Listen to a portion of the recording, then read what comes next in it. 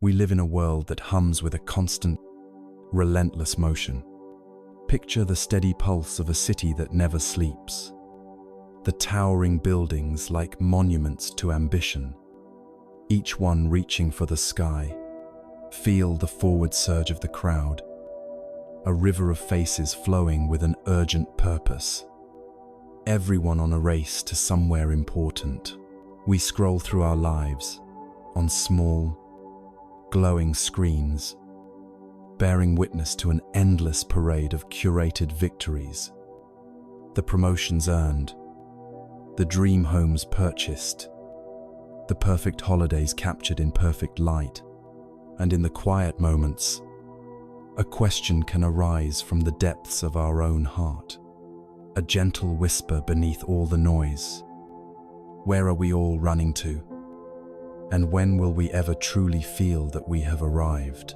For so many of us, this relentless race has become the very definition of our lives.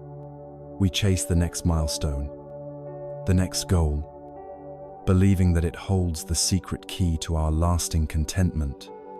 Yet, a strange and subtle paradox often unfolds. We achieve the very success we were told would make us happy. We get the recognition we craved. We acquire the objects of our desire. But a quiet guest often arrives alongside our prize. It is a subtle feeling of emptiness, a hollow echo in the chamber of our achievement, a persistent inner voice that asks, is this really all there is? This creeping exhaustion, this quiet ache that lives in the heart of our triumphs, is not a sign that we have failed. It is a symptom of a much deeper, more collective misunderstanding. It is the result of believing that happiness is a destination we must reach by accumulating more, that peace is a treasure we must find somewhere out there in the world, rather than a quality we can uncover within ourselves. But what if there is another way to walk through this life? What if there is a different path? Not a path that demands we run faster, but one that invites us, with great compassion, to simply stand still. It is not a new strategy for winning the game of success, but a gentle wisdom that helps us to see the game itself more clearly. This path leads not outward, into the clamor of the world, but inward, into the vast, silent landscape of our own mind and heart. It is a timeless wisdom, tested and refined for millennia, that speaks of a radically different kind of success, a different kind of wealth. The way of awakening does not ask us to abandon the world or to renounce our dreams. It simply invites us to look closer, to understand the nature of our own desires and our own spirit. It teaches that true, lasting abundance is not found in the struggle of having everything we want, but in the profound peace of deeply wanting what we already have. Today, we will walk this path together. We will explore this ancient redefinition of success. A success measured not by the weight of our possessions, but by the lightness of our being. A freedom discovered only when we are no longer chained to the endless, exhausting pursuit of more. Let us begin our journey by looking deeply into the landscape of our own heart. Inside each of us flows a great and powerful river. It is a current that has been moving since the moment we were born, and it pulls at us every waking moment of our lives. Sometimes it is a gentle stream, a quiet longing for a warm cup of tea or a moment of peace. At other times, it is a raging torrent, a desperate, all-consuming need for something we believe we cannot live without. Be it a person's affection, a specific achievement, or relief from pain, this ever-present, ever-flowing current is the energy of desire. In the ancient language of the Buddha, this is called tanha. which can be translated as thirst or craving. The teachings do not ask us to condemn this river, to dam it up, or to pretend it does not exist. That would be impossible, a declaration of war against our own nature. Instead, we are invited to become patient hydrologists of our own inner world, to sit by the banks of this river and watch it flow, to understand its nature, its currents, and its ultimate destination. The fundamental nature of this river, this tanha, is that it is unquenchable by its own water. Imagine a man lost in the desert who stumbles upon a vast, seemingly endless ocean. He is dying of thirst, and in his desperation, he cups his hands, brings the water to his lips, and drinks deeply. For a fleeting moment, the coolness soothes his throat, but it is immediately followed by a fiercer, more burning thirst than he had ever known before. The salt water of the ocean cannot quench thirst, it only intensifies it. This is the perfect metaphor for the nature of craving. Our modern world is this vast, shimmering ocean, constantly telling us to drink from its waters. It promises that happiness, fulfillment, and peace can be found if we just acquire one more thing. If only I had that new phone, I would feel connected. If only I had that promotion, I would feel secure. If only I could find the perfect partner, I would feel whole. We drink from the cup of a new purchase, and for a moment, there is a thrill, but almost immediately, the thirst returns.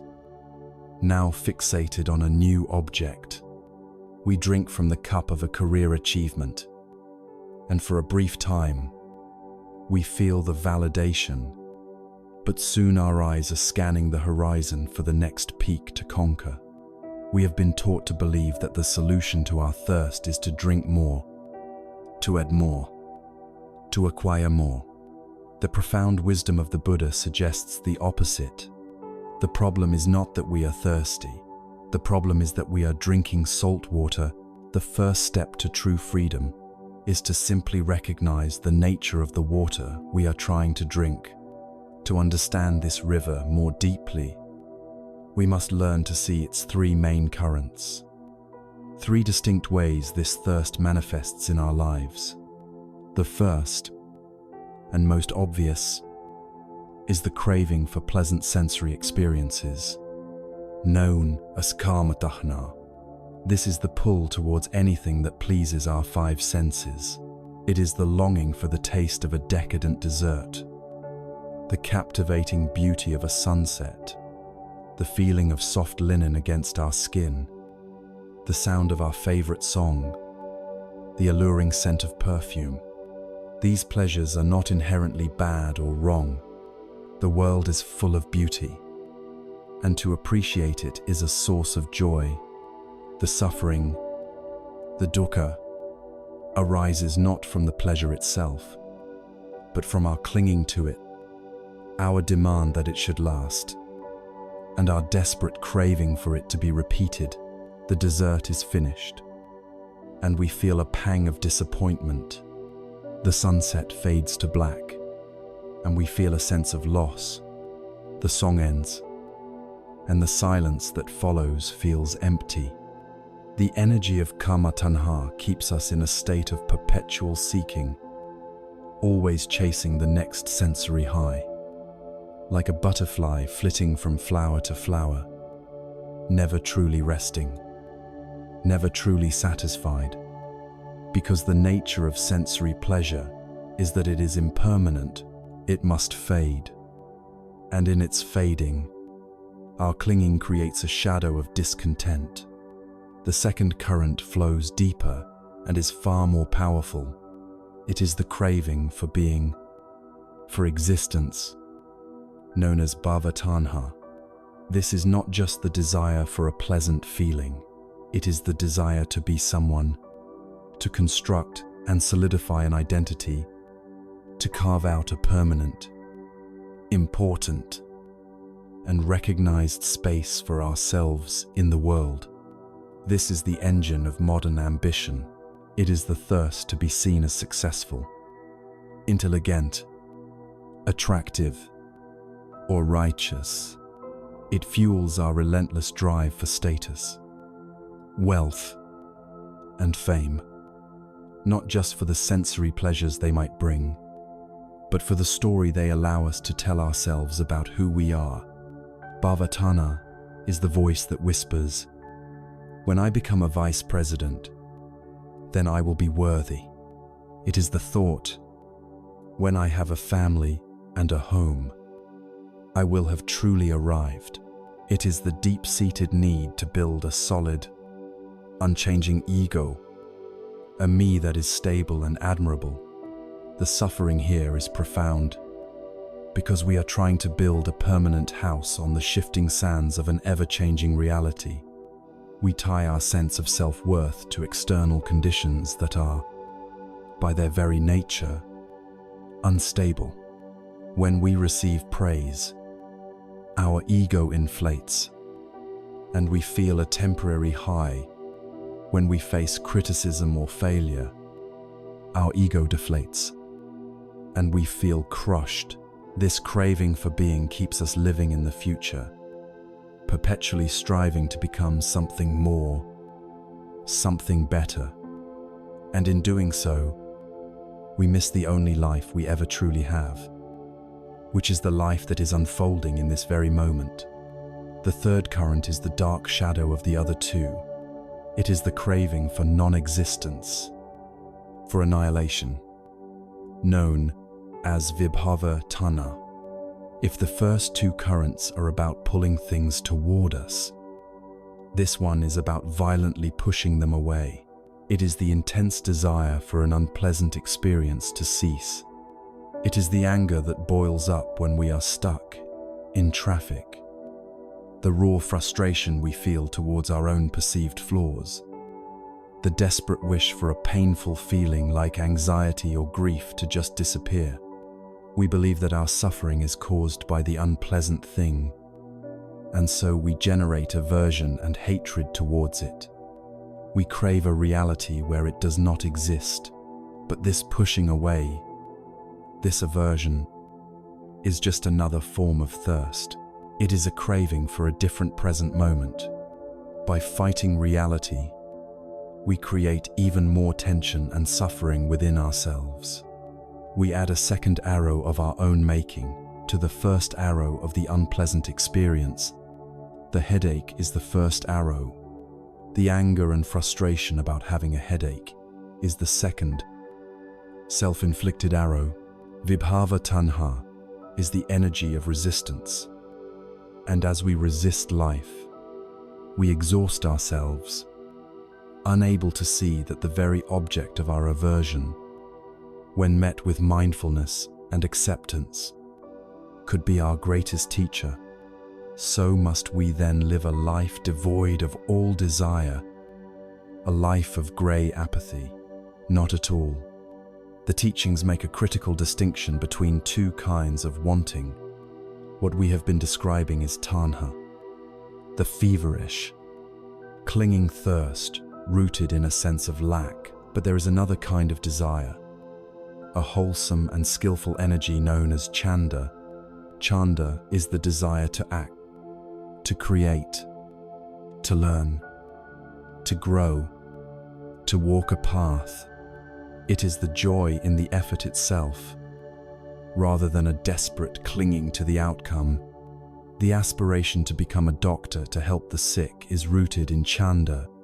The obsessive need to be seen as the best doctor for the sake of fame and ego is tana. The sincere wish to raise a loving and compassionate family is chanda. The demanding expectation that your family must perfectly match an idealized image you hold in your mind is tana.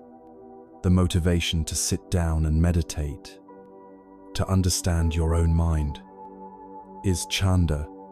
The frustration and impatience that arises when your meditation isn't perfectly peaceful is tanha. Chanda is the energy that gets us on the path. It provides direction and enthusiasm. It is cool, steady, and joyful. Tanha is the fever that makes us stumble and lose our way, convinced that the destination is more important than the journey.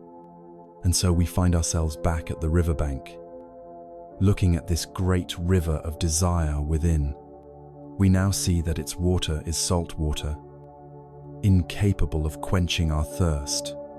We can see its three main currents: the chase for pleasure, the drive to become someone, and the push against pain. And most importantly, we have discovered that there is another source of water, the clear, cool spring of Chanda, of wholesome aspiration. The first great task on the path to peace is not to stop the river, but to simply stop drinking from it. It is to develop the wisdom to know the difference between the water that fuels our suffering and the water that nourishes our journey. As we cultivate this wisdom, our relationship with the river begins to change. We no longer see it as an enemy to be defeated, but as a natural force to be understood. And as we continue to sit with this understanding, a new question naturally arises. If this river of desire is a constant, flowing force, what then of the things it seeks to grasp? What of the solid ground of ownership that we believe we are standing upon? Perhaps that ground, the very idea of possessing anything at all, is not nearly as solid as it seems. After sitting by the banks of the great river of desire, the tanha that flows through us all, we begin to see its nature. We see how its salt water only deepens our thirst, and we understand its different currents: the pull towards pleasure, the push against pain, and the deep craving to become a solid, permanent self. Now, our investigation must turn from the river itself to the things it tries to grasp. We must look at the solid ground we believe we stand upon, the very concept that gives desire its power, the simple, potent, and deeply misleading idea of mine. We live our lives based on this single word. This is my house, my car, my job, my reputation, my body, my ideas, my feelings. It seems so natural, so fundamentally real. But the wisdom of the Buddha invites us to look closer, to investigate this claim of ownership with gentle but unwavering honesty. It asks us to consider a radical possibility: that ownership is not a fact of reality, but merely a story we tell ourselves, a powerful and pervasive illusion. The foundation of this illusion rests upon a misunderstanding of the very nature of existence. We live as if things are static, solid, and permanent. We buy a new car and expect it to remain pristine. We build a career and expect it to be a stable fortress. We form relationships and expect them to never change. Yet, all of life teaches us a different lesson: the universal law of anicca, or impermanence. Everything, without exception, is in a state of constant flux. The new car gets its first scratch, then its paint begins to fade, its engine wears down, and eventually it becomes a collection of rust and decaying metal. The house we call mine is in a constant process of settling, aging, and needing repair. The money in our bank account is a fluctuating number on a screen, its value shifting with the market, its presence in our lives never truly guaranteed. The physical world is not a collection of solid nouns, but a symphony of active verbs, a process of flowing, changing, and becoming. The suffering we experience around our possessions does not come from the objects themselves. It comes from the clash between our expectation of permanence and the reality of impermanence. We are trying to build a dam of mine in the middle of the unstoppable river of time. And the pressure of that river against our dam is what we experience as anxiety, stress. And when the dam inevitably breaks, the pain of loss, there is a beautiful story that perfectly illustrates a wiser way to live with this truth. A great Zen master had a favorite teacup. It was an exquisite piece, beautiful and delicate, and he cherished it. He used it every day and spoke of its beauty to his students. One day, a student asked him, "Master, you teach us about non-attachment, yet you seem so attached to this teacup. Are you not afraid of the day it might break?" The master smiled gently and replied, "I do not see this as a perfect teacup that might one day break. I see it as a cup that is already broken." He continued to use it with care and to appreciate its beauty every day.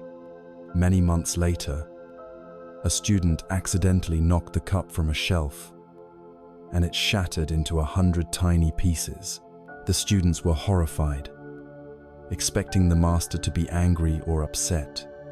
But the master simply looked at the pieces on the floor and said, quietly, "Of course, this is not a story about pessimism or negativity.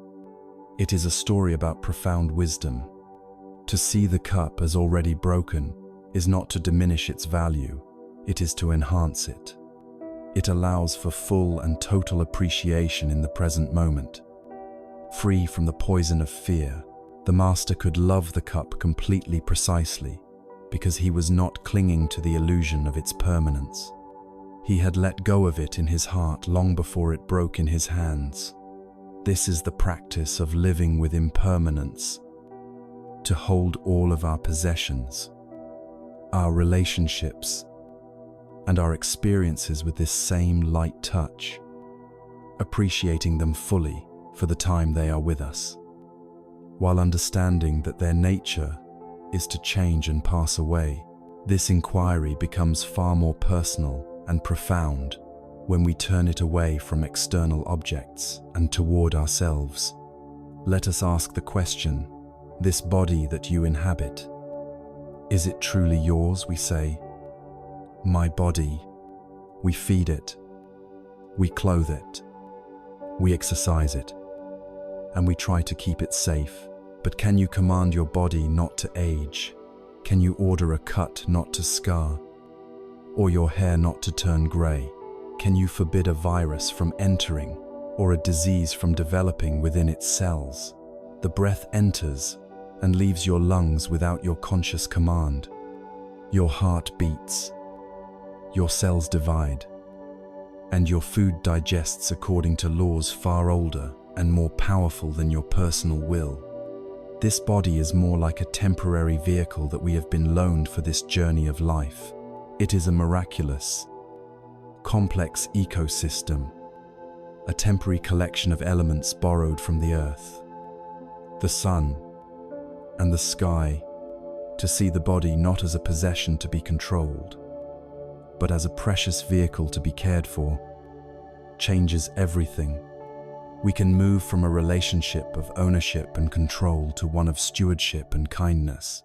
We can be a gentle caretaker of this body, listening to its needs, respecting its limits, and feeling gratitude for its service, all while holding it with the wisdom that, like the teacup, it is already in the process of changing, aging, and one day, returning its borrowed elements to the earth. If the ownership of our physical body is questionable, what then of the mind, the very seat of our consciousness, the supposed headquarters of the I? We say, my mind, my thoughts, my feelings. But is the mind truly ours to command? Can you decide to never have an angry thought again? Can you order yourself to feel only happiness and never sadness? Try for just 1 minute to completely stop thinking. You will find it is an almost impossible task. Thoughts, feelings, memories, and moods arise in the mind based on a complex web of causes and conditions.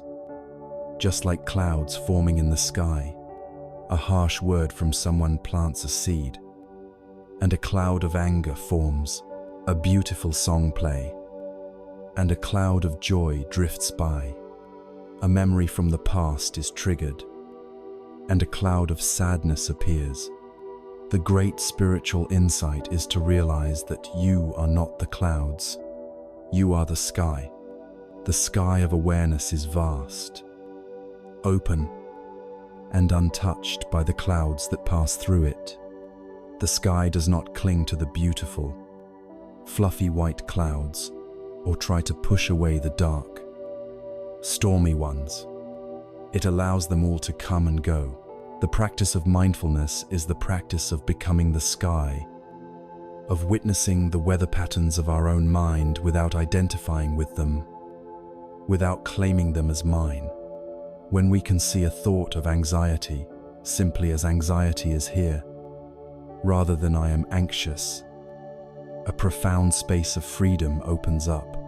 We are no longer a victim of our own mental weather, but a calm, spacious witness to its passing show. This wisdom is reflected everywhere in the natural world, if we only have the eyes to see it. A great oak tree does not cling to its leaves in autumn, wailing in despair as they turn brown and fall to the ground. It lets them go, trusting in the cycle of seasons. A river does not try to hold on to its water, to stop its own flow and declare this water is mine. It releases itself to the great ocean, constantly giving, constantly moving. The entire universe is a dance of glorious non-ownership. It is this very letting go that makes nature so resilient, so graceful, and so alive. We are not separate from this nature. We are an intrinsic part of this cosmic dance. The illusion of ownership, the belief in a separate, solid me that possesses a separate, solid world, is the primary source of our friction against the flow of life. When we truly, deeply understand that nothing is ours to own, not our house, not our reputation, not even our next breath, a radical shift occurs. The entire project of desire, the feverish grasping of the river of Tanha, begins to seem transparently futile. Why struggle so desperately to grasp a handful of water that will inevitably slip through our fingers? The energy we once spent on grasping, defending, and fearing loss can now be liberated for something far more profound. And so, if the things we try to possess are like flowing water, if this body is a temporary vessel and this mind a sky for passing clouds, then the most urgent and essential question of all arises: who or what is this I that feels such a desperate need to own, to control, to declare, this is mine? Our journey must now take us into the very heart of this central character in our story. To meet the ghost in the machine, we have journeyed inward, observing the ceaseless river of desire and seeing through the mirage of ownership.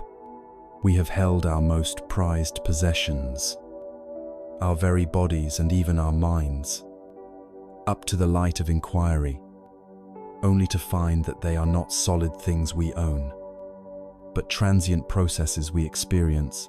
This journey leads us, inevitably, to the most profound and unsettling question of all. If nothing belongs to me, then who am I? Who is this central character in the drama of my life? This I that feels pleasure and pain, this I that wants and fears, This I that has worked so tirelessly to build a life, a reputation, and a sense of self. We must now turn our full attention to this protagonist. In the language of Buddhist psychology, this constructed self, this ego, can be likened to a hungry ghost. It is a spirit with a tiny throat and a vast, empty stomach, forever consuming, yet never, ever full. It is the source of that deep, gnawing feeling of not enough, the inner voice that whispers that we are incomplete. To find peace, we must understand this ghost, not by fighting it, but by seeing with perfect clarity what it is truly made of. There is a timeless story from the Buddhist scriptures that serves as our guide. A wise king named Milinda met with a great sage named Nagasena. The king, a man of sharp intellect, wished to test the sage's wisdom. He asked, "By what name are you known?" "Venerable sir," Nagasena replied that he was known as Nagasena, but that this was merely a conventional name, a designation, for there was no permanent person or soul to be found. The king was perplexed and challenged him. "If there is no person, then who is it that wears these robes, who eats, sleeps, and speaks to me now?" He then gestured to his royal chariot standing nearby and asked Nagasena, "Is the chariot the pole? Is it the axle? Is it the wheels, the frame, the reins, or the whip?" To each question, Nagasena calmly answered, "No, your Majesty." The king, triumphant, declared, "Then, Venerable Sire, there is no chariot." Nagasena smiled and turned the question back upon the king. "Your Majesty, you say that chariot is nothing but a name given to a collection of parts, conveniently assembled, in exactly the same way. Nagasena is just a convenient name given to a collection of changing physical and mental processes. There is no separate, permanent Nagasena to be found within them. We, like King Milinda, believe so strongly in the reality of ourself. We shall now do as Nagasena did, and look closely at the parts of our own chariot to see if we can find the driver. The Buddha taught that the being we call a self can be understood as a temporary collection of 5 aspects, or aggregates. These are the parts of our chariot. The first is form, or rupa. This is the physical stuff, the body, with its flesh, blood, and bones. It is the frame, the wheels, and the axle of the chariot. As we have already seen, this physical form is impermanent and not truly ours to command. It gets old. It gets sick. It is not the essential me. The second aggregate is feeling, or vedana. Whenever our senses make contact with the world, an eye sees a shape, an ear hears a sound, the skin feels a touch, a raw feeling tone arises. It is either pleasant, unpleasant, or neutral. These are the chariot's shock absorbers, constantly reporting the condition of the road. But these feelings are fleeting, impersonal sensations. A pleasant feeling comes and goes. An unpleasant feeling comes and goes. They are not who we are. They are simply experiences passing through. The third aggregate is perception, or sanya. This is the faculty that recognizes, identifies, and gives labels to our experience. It sees a particular collection of colors and shapes and says, tree. It registers a specific unpleasant sensation and labels it back pain, It hears a sequence of notes and recognizes it as my favorite song. Perception is the chariot's navigator, identifying the landmarks on the journey.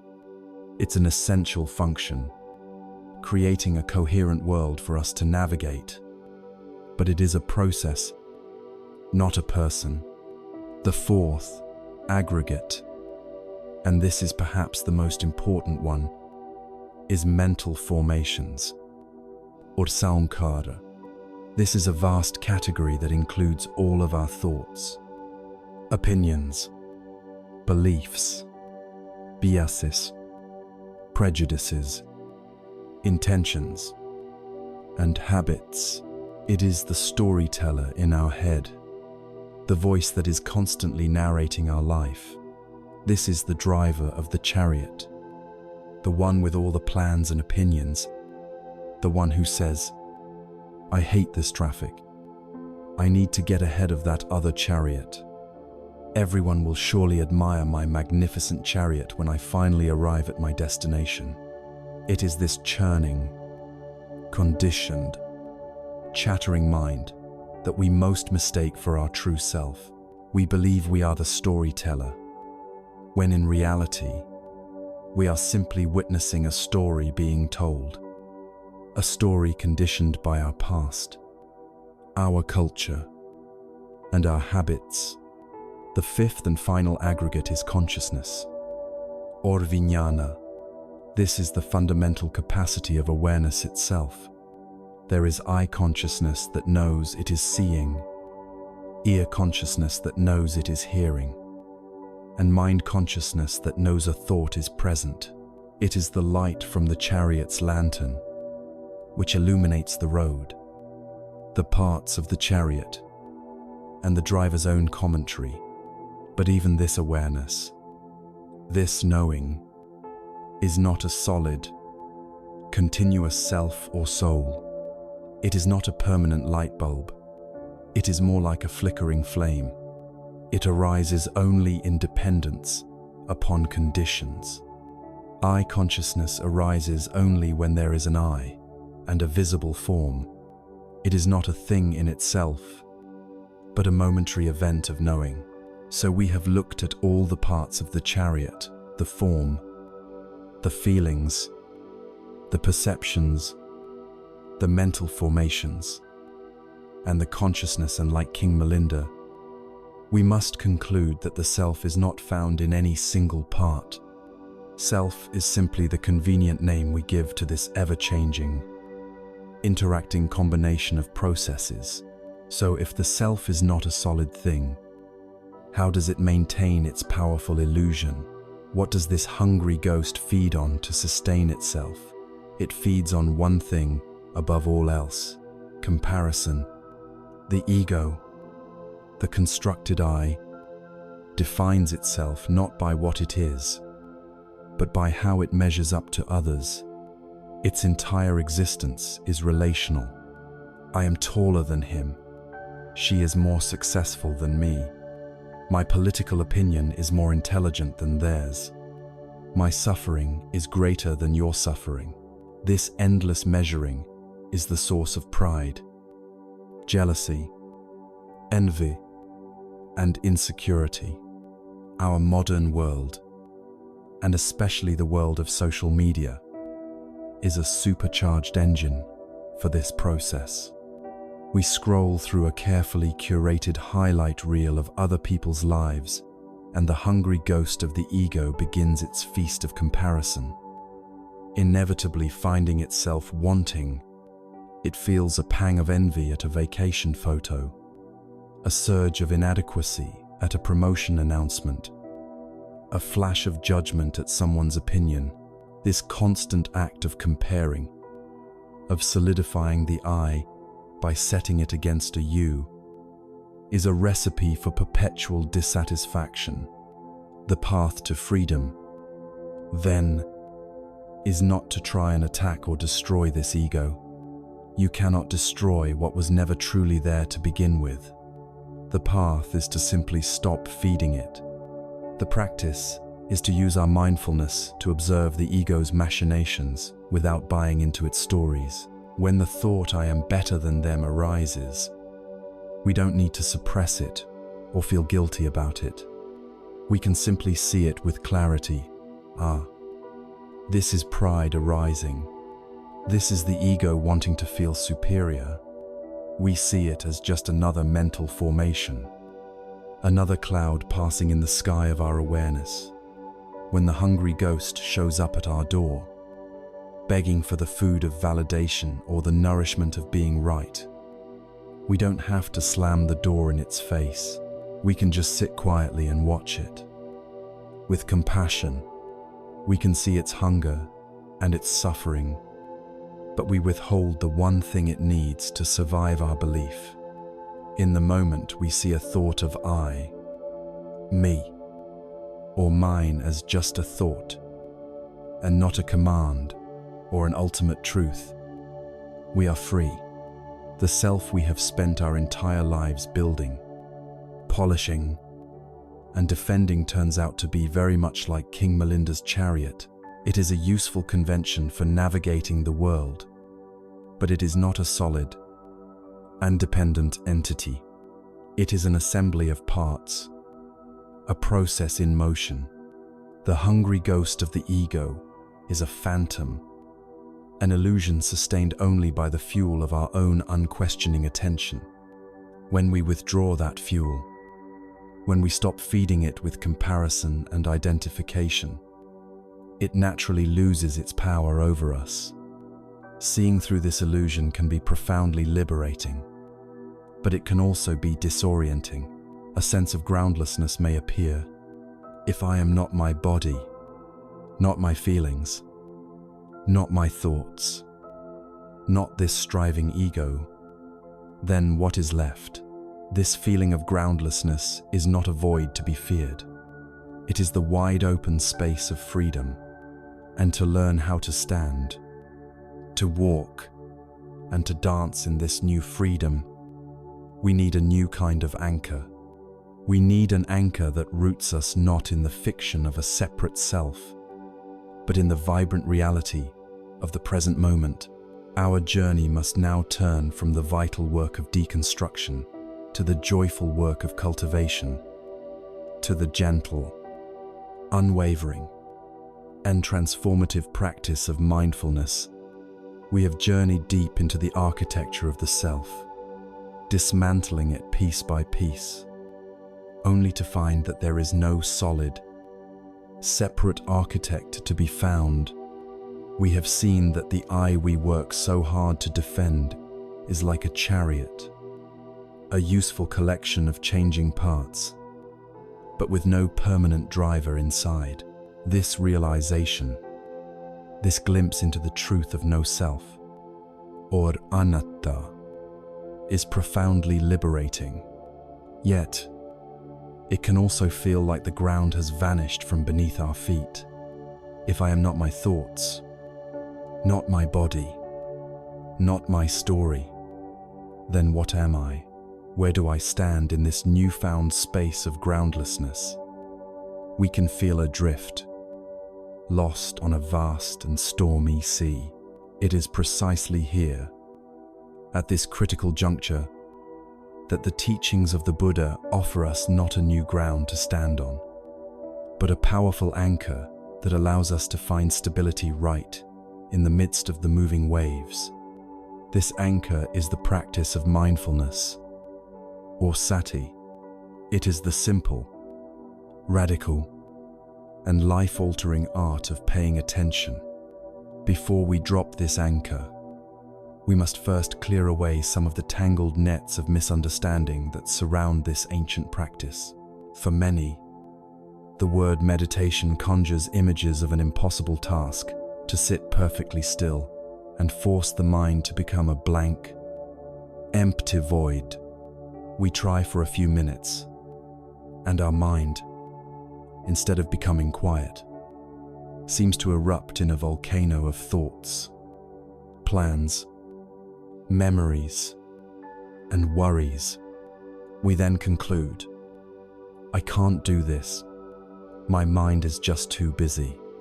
This is the most common and tragic misconception.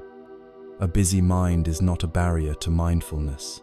It is the very reason the practice is so necessary. Mindfulness is not about stopping our thoughts or getting rid of them. It is about fundamentally changing our relationship to them. It is not a battle to be won, but a friendship to be cultivated with our own mind. The classic definition is beautifully simple. Mindfulness is paying attention on purpose, in the present moment, and non-judgmentally. Let us look at each part of that paying attention on purpose. It means we are consciously choosing where we place the spotlight of our awareness, rather than letting it be dragged around by every passing distraction.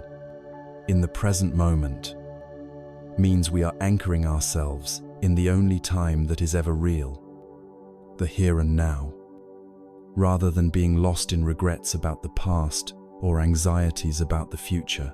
And the most important part, non-judgmentally, means we meet whatever we find with a quality of kindness and gentle acceptance.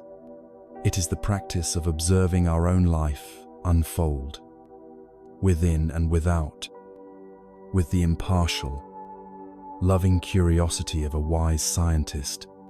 The power of this practice lies in a simple yet alchemical shift in perspective.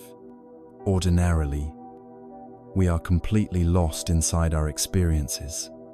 When a wave of anger arises, we do not say, "I am observing a feeling of anger."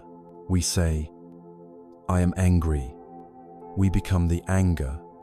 Our thoughts, words, and actions are completely dictated by its fiery energy. We are possessed by it. When we apply mindfulness, we take a metaphorical step back. We learn to witness the anger as an event happening within us, but not as the totality of who we are. We can feel its heat, its energy, its pull, but we are no longer consumed by the flames. A space is created between the observer and the observed, between awareness and the emotion. In this space lies our freedom. In this space lies the power to choose our response. We may still feel the energy of anger, but we are no longer compelled to act on it in a destructive way. This is true for all of our inner states. By observing our anxiety without judgment, we are no longer the anxiety itself. By watching a sad thought pass through the mind, we are not drowned by the sadness. This is not suppression or avoidance. It is a courageous and compassionate act of seeing things exactly as they are. Let us invite this practice into our lives right now. There is no need for a special cushion or a silent room, for the primary tool of mindfulness is always with you, your own breath. The breath is the perfect anchor because it is always happening in the present moment. You cannot breathe in the past, and you cannot breathe in the future, so wherever you are, just take a moment to notice your posture, and then gently bring your attention to the simple, physical sensation of your own breathing. You might notice it at the tip of your nose, the feeling of the cool air entering and the warm air leaving, or you might notice it in your abdomen, the gentle rising and falling with each inhalation and exhalation.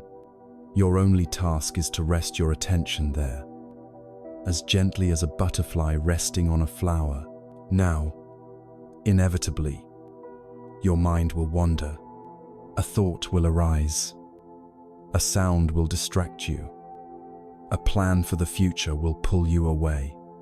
The moment you notice that your mind has wandered, that precise moment of noticing is a moment of perfect mindfulness. There is no need for criticism or frustration.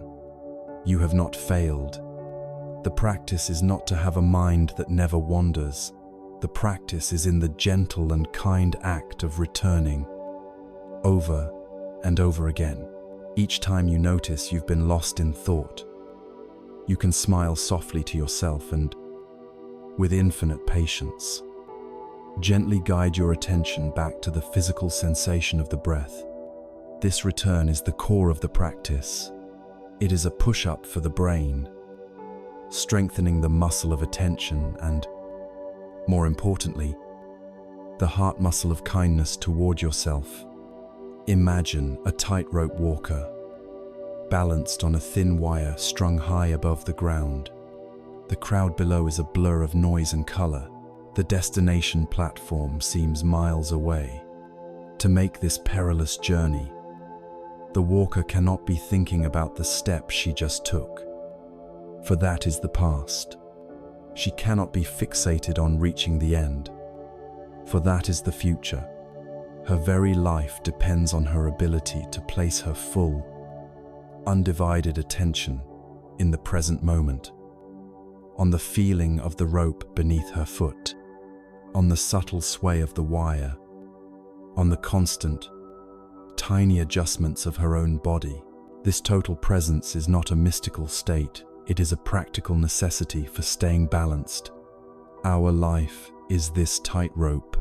We are constantly walking between the past and the future, buffeted by the winds of change and challenge. Mindfulness is the skill that allows us to stay balanced, to find our center right in the middle of the beautiful, terrifying, and unpredictable journey of being human. This practice of presence is not meant to be confined to a few minutes of formal sitting each day. The true aim is to weave this quality of attention into the very fabric of our ordinary lives. We can transform any activity into a meditation simply by bringing our full, non-judgmental awareness to it.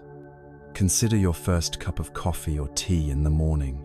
Instead of gulping it down while simultaneously checking news headlines and planning your day, what if you were to drink it mindfully, to feel the warmth of the mug in your hands, to see the steam rising, to inhale its rich aroma before you even take a sip, and when you do, to truly taste it, noticing the complex flavors on your tongue. This is not about making coffee special. It is about recognizing that this ordinary moment, when met with full attention, is already extraordinary. You can practice while washing the dishes, feeling the warmth of the water on your hands, seeing the iridescent beauty of the soap bubbles, hearing the sound of the plates.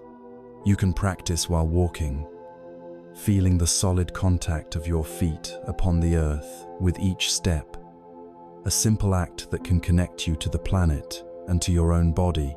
You can even practice in a difficult conversation by listening with your full being to the other person, while also noticing the rise and fall of your own defensive reactions, creating a space to respond with more wisdom and compassion. This anchor of mindfulness, then, gives us the stability to ride out the storms of the mind and the challenges of life. It provides a platform of calm, clear seeing. It allows us to be fully present for our own life, for the joy and the sorrow, the beautiful and the difficult. It illuminates the entire landscape of our inner world, showing us the sunlit peaks of our kindness and courage, as well as the dark, hidden valleys of our fear and pain. But seeing what is there is the first half of the journey. The second half involves learning how to skillfully and compassionately relate to what we see, especially the heavy baggage, the old resentments, and the painful memories that we have been carrying for so long. This brings us directly to the profound and liberating art that is the twin sister, the indispensable partner, of mindfulness, the practice of letting go. With the anchor of mindfulness, we have found a way to be stable in the stormy seas of our own experience. We can now sit with ourselves and watch the waves of thought and emotion as they rise and fall, without being immediately swept away. This clarity is a monumental achievement, but as we sit and watch, we begin to notice that we are not just sitting by the ocean, we are carrying heavy, waterlogged baggage on our shoulders. We see the heavy stones of old resentments, the tangled nets of past regrets, and the dense fog of future anxieties. Mindfulness allows us to see this cargo with crystal clarity. The next question, the natural response of a compassionate heart, is, can I put this down? This is the beginning of the journey into the art of letting go. To walk this path, we must first understand what letting go truly means in the context of inner work, because it is a term that is widely misunderstood. Letting go is not apathy. It is not becoming a cold, detached person who doesn't care about anything or anyone. It is not irresponsibility or a justification for avoiding our duties in the world. And most importantly, letting go is the absolute opposite of suppression or avoidance. Suppression is an act of violence against ourselves. It is when we feel an uncomfortable emotion like sadness or fear, and we say, "No, I will not feel this," and we try to push it down, to distract ourselves, to numb it. Imagine trying your hardest not to think of a pink elephant. The more you try not to think about it, the more vividly it appears in your mind, perhaps now wearing a little hat and dancing. Suppression takes an enormous amount of energy, and it never works. The emotion we push down doesn't disappear. It goes into the basement of our psyche and starts lifting weights, only to return later, stronger and more disruptive than before. Letting go is a far more gentle, courageous, and effective path. It does not begin with pushing away. It begins with acknowledging, with the power of mindfulness, exactly what is here. We say to ourselves, sadness is here, or I see you. Old friend anxiety.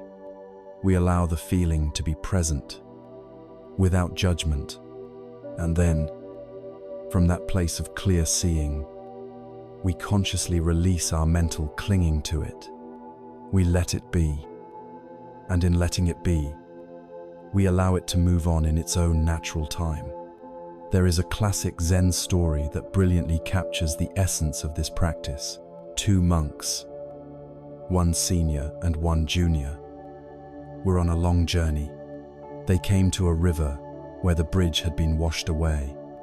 A young, beautiful woman stood there, distressed, afraid to cross the muddy, rushing water in her fine clothes.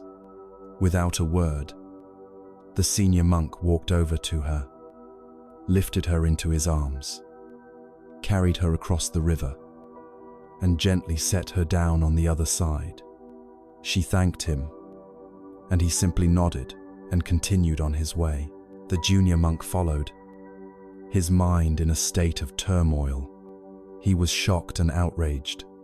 Their monastic code strictly forbade them from touching women. For hours they walked in silence. But the junior monk's mind was a storm of judgment and confusion. He replayed the scene over and over, his anger and resentment growing with every step. Finally, unable to bear it any longer, he burst out, "Master, how could you do that? You know we are forbidden to touch women. You broke our sacred vows." The senior monk looked at him, his expression calm and gentle. He replied softly, "I left the woman by the riverbank hours ago. Are you still carrying her?" This story reveals so much. We are all, in our own ways, the junior monk. We carry people, events, arguments, and injustices with us long after they have passed. We are physically in one place, but our minds are stuck by a metaphorical river somewhere in our past, endlessly replaying a scene, arguing a case, nursing a wound. What are the things that we are still carrying? We carry the heavy stones of resentment. Someone wronged us, betrayed us, or disappointed us years ago. And yet we still carry the anger in our hearts.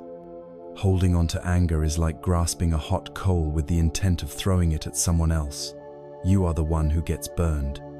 We let go of resentment not as a gift to the other person, but as an act of profound compassion for ourselves, to free our own hands from the searing pain of that coal. We also carry the ghost-like burden of regret. We are haunted by past mistakes, by the what-ifs and if-onlys. We carry the story of our failures like a heavy cloak, allowing it to define who we are today and what we believe is possible for our future. This is like the junior monk endlessly berating himself for not speaking up sooner. A mental torture that changes nothing about the past, but poisons the entire experience of the present. And we carry the weight of the future, a vast collection of anxieties and worries about things that have not yet happened and may never happen. We carry the fear of sickness, the fear of failure, the fear of loss. We live through 1,000 imaginary catastrophes, exhausting our energy and spirit on battles that are not yet real. This is the ultimate folly of the junior monk, spending hours of a beautiful journey in a state of self-inflicted misery over a potential problem that, in the end, never even materialized. So how do we put these burdens down? How do we stop carrying the woman? The practice of letting go can be visualized through the simple metaphor of your own hand. Clinging is a clenched fist. When your mind is clinging to a resentment or a worry, it feels tight, tense, rigid, and defensive. It is a state of contraction. It is exhausting to maintain. Letting go is the simple, conscious act of unclenching that fist. It is the decision to open your hand. Feel that in your own body right now. Make a tight fist. Feel the tension in your fingers, your wrist, your forearm. This is the feeling of holding on. Now, slowly and deliberately, open your hand. Feel the release of tension, the softening of the muscles, the return of circulation.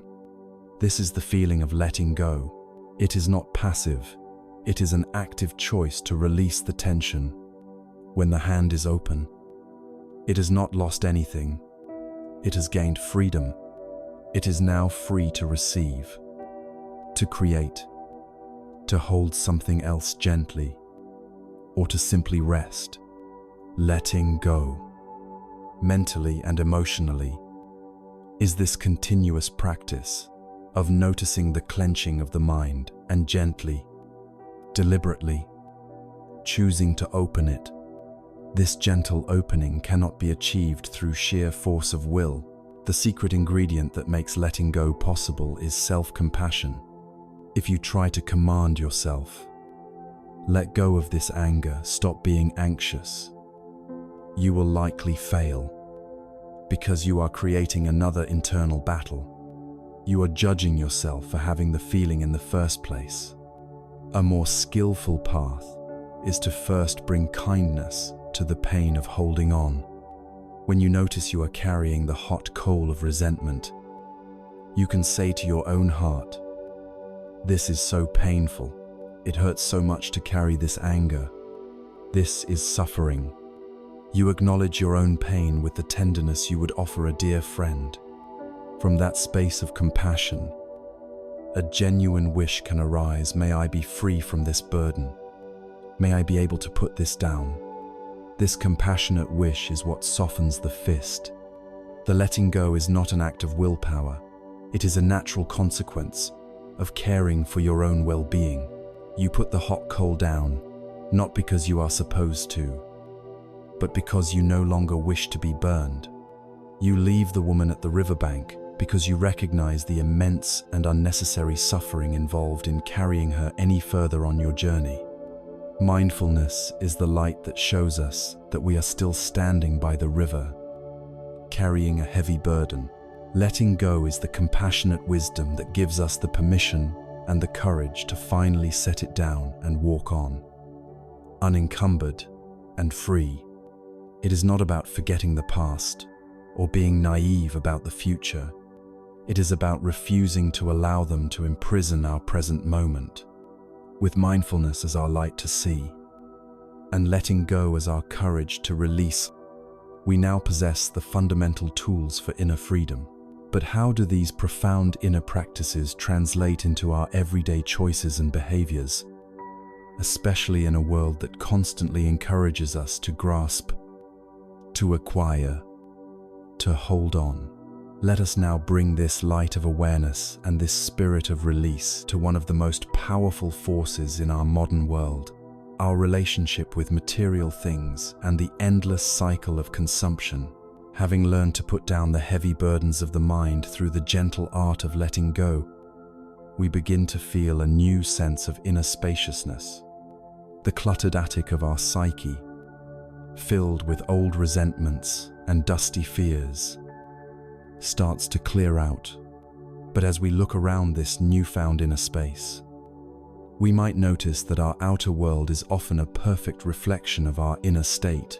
Our homes, our closets, and our digital lives are frequently just as cluttered, filled to the brim with things we acquired to soothe an inner lack, possessions that promised happiness but delivered only momentary distraction. The same grasping habit of the mind that clings to a grievance also clings to an object, a brand, or a status symbol. Let us now take the powerful tools of mindfulness and letting go and apply them to one of the most pervasive and challenging arenas of modern life, our relationship with money, possessions, and the culture of consumption. We live in a world that is engineered to make us feel perpetually dissatisfied. From the moment we wake up to the moment we sleep, we are swimming in a sea of advertising, a torrent of messages all whispering the same insidious lie. You are not enough as you are. You are lacking. Your life is incomplete. But this product, this car, this vacation, this piece of clothing, this will be the thing that finally makes you whole, happy, and worthy of love. We absorb thousands of these messages a day, most of them subconsciously. They create a low-grade, constant hum of inadequacy, a background radiation of desire. It's no wonder, then, that we often find ourselves in a kind of trance, scrolling endlessly through online stores or wandering through brightly lit shopping malls. Driven by a vague and restless urge we mistake for a genuine need. We are not shopping, we are self-medicating. We are trying to fill an inner void with an outer object, an impossible task that is doomed to fail every time. The thrill of the purchase is fleeting, the salt water of tanha that only makes our inner thirst more acute. The practice of mindful consumption offers us a way to break this trance. It is a simple, powerful pause that we can insert between the impulse and the action, creating a space for wisdom to arise. Before you click buy now, before you take that item to the checkout counter, you are invited to perform a small, sacred ritual of inquiry. First, just breathe. Take one conscious breath and connect with your body, right here in the present moment. Feel your feet on the floor. Then, ask yourself with genuine curiosity, why do I want this? What is the underlying feeling I am hoping this object will provide? Am I feeling bored and I'm seeking stimulation? Am I feeling insecure and I believe this will make me appear more successful or attractive? Am I feeling sad and I'm looking for a quick hit of pleasure? Be honest and gentle with yourself. Next, ask the crucial question, do I truly need this? Or is this a fleeting want? A need is something essential for our well-being: food, shelter, basic clothing. A want is a desire, often manufactured by outside influences. There is nothing wrong with wanting things, but distinguishing between the two gives us immense power. Finally, ask yourself, what is the true cost of this item? This is not just about the price tag. The true cost includes the space it will take up in your home, the time and energy it will require to clean, maintain, or upgrade it, and the mental space it will occupy. Is this object going to add genuine value to my life? Or is it just another thing that I will have to manage? This mindful pause is a revolutionary act. It is a declaration of independence from the unconscious currents of consumerism. It allows us to move from being a passive consumer to a conscious creator of our own life. This practice is the modern application of an ancient and profound Buddhist principle, expressed in the phrase, "Thielzuk Tri Tuk." This translates as few desires. Knowing what is enough. In a culture that worships more, this philosophy is deeply countercultural, yet it holds the key to a more stable and profound happiness. Knowing what is enough is not about self-deprivation or forced poverty. It is about discovering the immense freedom and wealth that come from simplicity. The person who needs very little to be content is far richer and more powerful than the billionaire who is consumed by the desire for another billion. The person who knows what is enough is free from the exhausting treadmill of constantly chasing the next thing. Their happiness is not dependent on the stock market, fashion trends, or the approval of others. It is an inner state of sufficiency, a peaceful contentment with the present reality. It is the realization that the joy we seek is not in the endless act of accumulating, but in the mindful act of appreciating. This points to a vital distinction: the fleeting thrill of acquiring versus the lasting joy of using. The thrill of getting something new is a dopamine rush, the temporary satisfaction of a craving. It is loud, exciting, and short-lived. The joy of using and appreciating what we already have is a quieter, deeper, and more sustainable form of contentment. Think of the difference between buying a beautiful, expensive, brand new journal and the satisfaction of filling a simple, well-loved notebook with your thoughts, dreams, and discoveries. The first is about the excitement of possession. The second is about the joy of creation and expression. We can cultivate this joy by bringing mindfulness to the things we already own. When you put on a favorite sweater, take a moment to feel its softness and appreciate its warmth. When you use your favorite mug, notice its weight in your hand and the way it feels against your lips.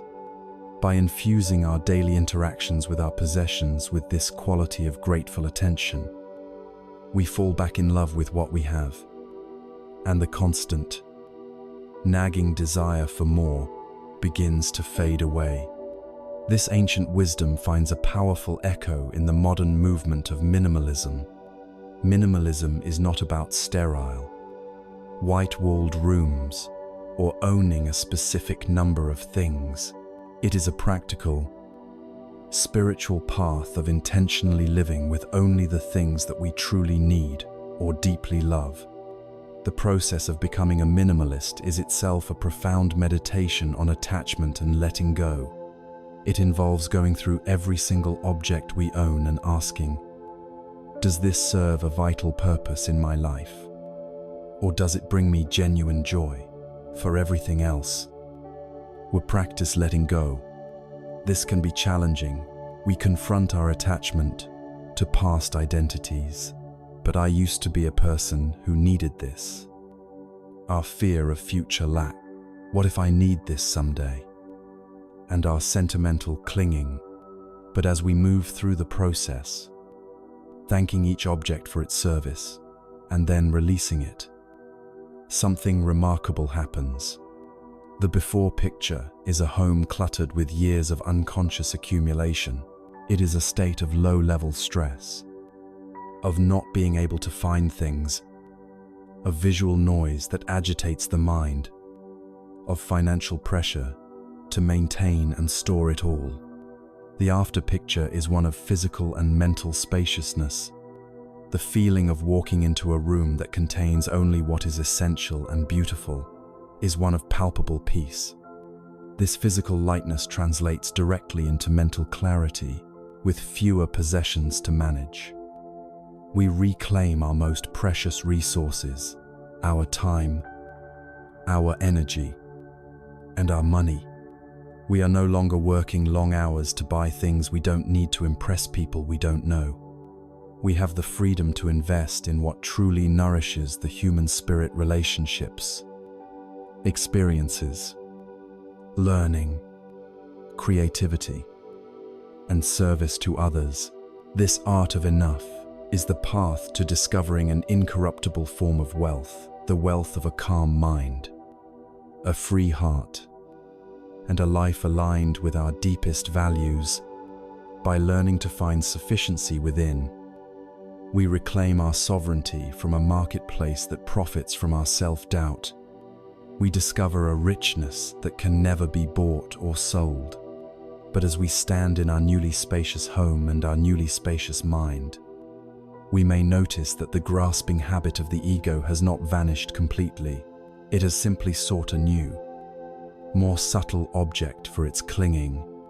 Very often, this powerful energy of desire shifts from our possessions to the most precious, dynamic, and complex part of our lives, our relationships with other people. Let us now turn our gaze from the things we own to the people we love, and explore the profound challenge and the ultimate freedom of learning to love without needing to possess. We have walked through the cluttered marketplace of our modern world and discovered the liberating art of enough. We have learned to release our grasp on material things, finding a profound sense of peace and freedom in simplicity. This practice of letting go of our attachments to objects is vital, but in many ways, it is only a training ground.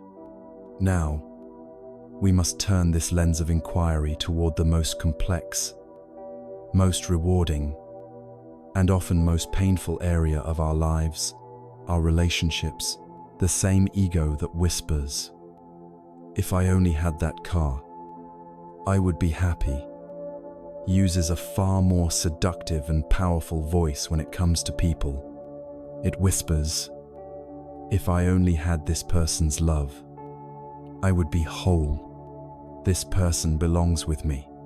Here, in the sacred and complicated space between two human hearts, the practice of non-attachment becomes its most challenging and its most transformative. The ultimate success in a relationship is not to find a person who completes you, but to learn how to love another person completely, without the ego's desperate need to possess them. To begin this exploration, we must draw a clear line in the sand between two very different energies that we often confuse for one another: genuine love and possessive attachment. Possessive attachment, though it often wears the mask of love, arises from a place of deep inner lack. It is the hungry ghost of the ego seeking to use another person to fill its own emptiness. This form of love is rooted in fear, the fear of being alone, the fear of being abandoned, the fear of not being enough on our own. It speaks the language of, "I need you, I can't live without you, and you complete me." This is not the language of love, it is the language of craving, of tanha, because it is based on fear and lack. It inevitably gives rise to the poisons of jealousy, suspicion, and control. We monitor the other person, We feel threatened by their friendships.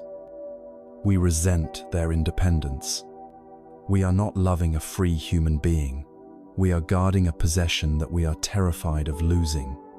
This is not freedom. It is a beautiful prison we build for two. Genuine love, known in the Buddhist tradition as metta or loving kindness, comes from the opposite place entirely. It arises from a sense of inner fullness, from a heart that is so content and at peace with itself that its love naturally overflows. Metta is not a needy grasp. It is a radiant warmth. Its fundamental wish is simple, generous, and unconditional. May you be happy. May you be peaceful. May you be free from suffering. The radical part of this wish is that it does not end with the phrase, "And may you find that happiness only with me." Genuine love wants the other person to be happy. Period. It prioritizes the other's freedom and well-being above the ego's need for security. It is a love that celebrates the other's independence, that trusts them, and that finds joy in their growth, even if that growth takes them in a different direction. It is a love that holds the other person with an open hand, not a clenched fist. One of the greatest obstacles to this kind of open-handed love is the tyranny of our own expectations. Very often, we don't fall in love with the actual, complex, messy, and wonderful human being in front of us. We fall in love with an idealized image, a mental blueprint we have constructed of our perfect partner. Then, we spend the rest of the relationship trying to renovate the real person to match our blueprint. We subtly or not so subtly criticize them, trying to sand down their rough edges, paint over their quirks, and demolish the parts of them that don't fit our fantasy. This is a quiet form of violence, and it is a guaranteed recipe for mutual suffering. The other person feels constantly judged and not good enough, and we feel constantly disappointed because they refuse to conform to our ideal. The practice of letting go in a relationship means releasing our grip on this mental blueprint.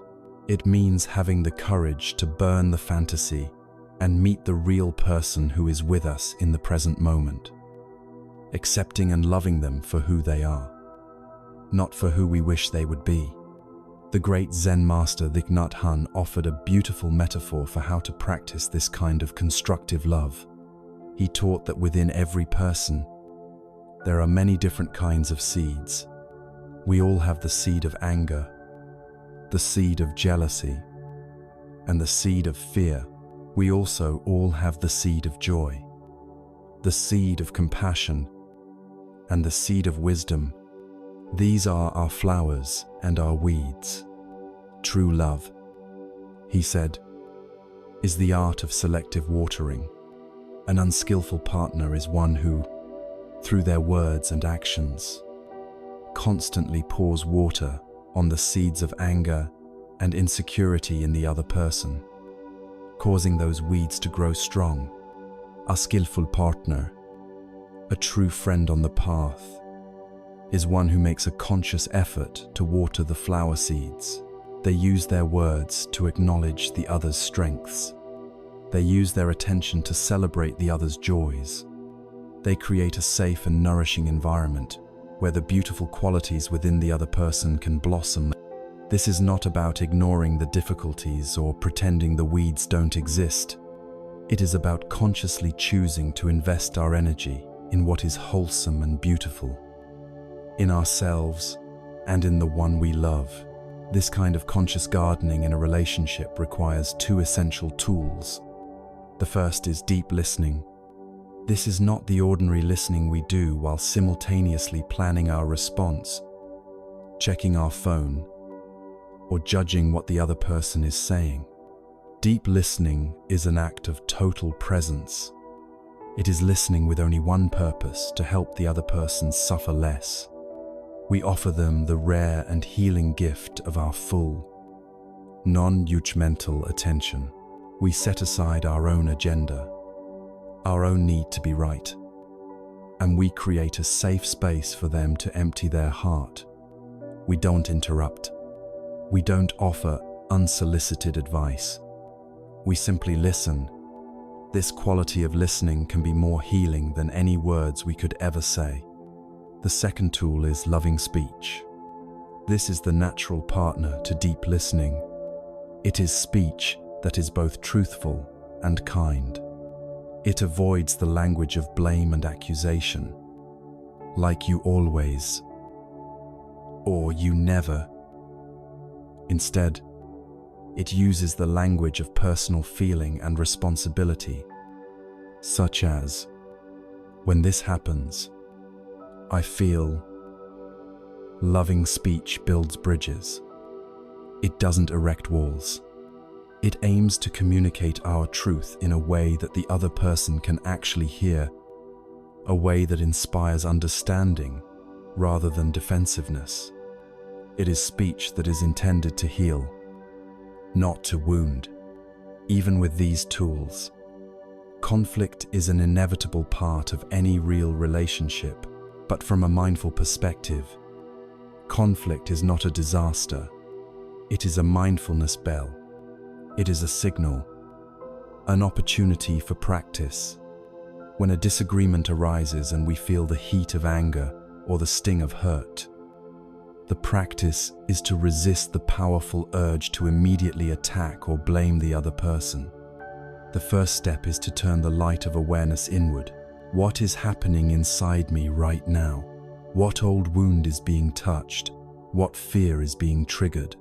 By taking responsibility for our own emotional reaction first, we can de-escalate the situation dramatically.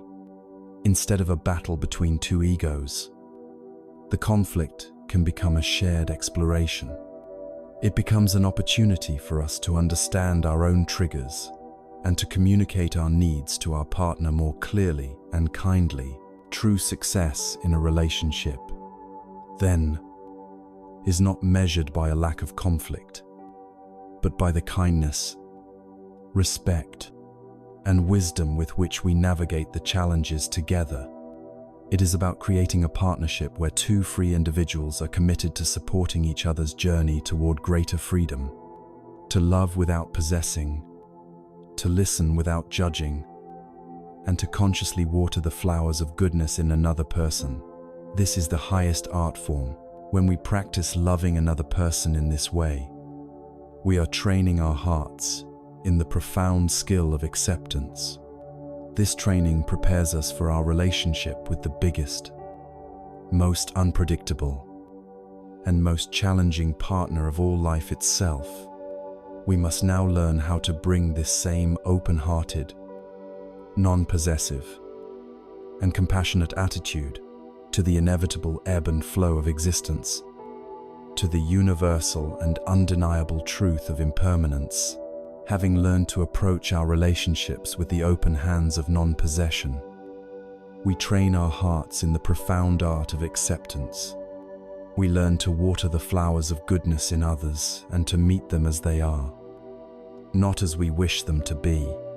This practice is the perfect preparation for engaging with our largest, most powerful, and most untamable relationship, our relationship with life itself. Life, like any beloved partner, does not bend to our will. It has its own seasons, its own rhythms, its own unpredictable nature.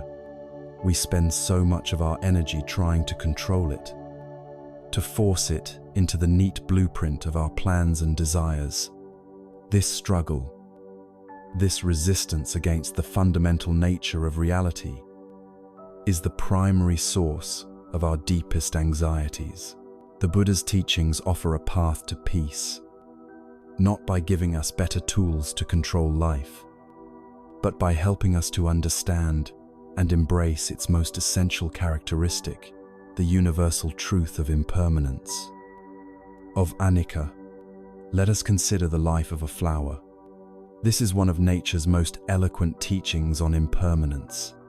First, there is a tiny, tightly closed bud. It holds all the potential, all the stored energy for what is to come. This is a season of quiet waiting, of gathering strength. Then, slowly, gracefully, the petals begin to unfurl, revealing the vibrant color and intricate design within. This is the moment of full bloom, a peak of glorious expression, of beauty and vitality. This is the stage we love, the moment we wish we could freeze frame and keep forever. But the flower, in its wisdom, does not cling. After a time, the petals begin to soften, to curl at the edges, to lose their vibrancy. The flower wilts. This is the stage of decline, of letting go, the part of the cycle we human beings fear and resist with all our might. Finally, the petals fall away, returning to the earth, leaving behind the seeds that hold the promise of a new bloom in a future season. We, in our lives, are exactly like this flower. We have our seasons of budding potential, our moments of glorious, full bloom when our careers are soaring, our relationships are joyful, and our health is strong. And, inevitably, we have our seasons of wilting, of sickness, of loss, of aging, of failure. Our suffering arises from a simple, tragic error. We fall in love with the bloom, and we declare war on the wilt. We believe that life is only good when it is in full bloom, and we see the wilting process not as a natural phase, but as a terrible mistake, a sign that we have failed. This resistance is like trying to swim upstream in a powerful river. It is utterly exhausting, and ultimately, it is futile. The river of time only flows in one direction.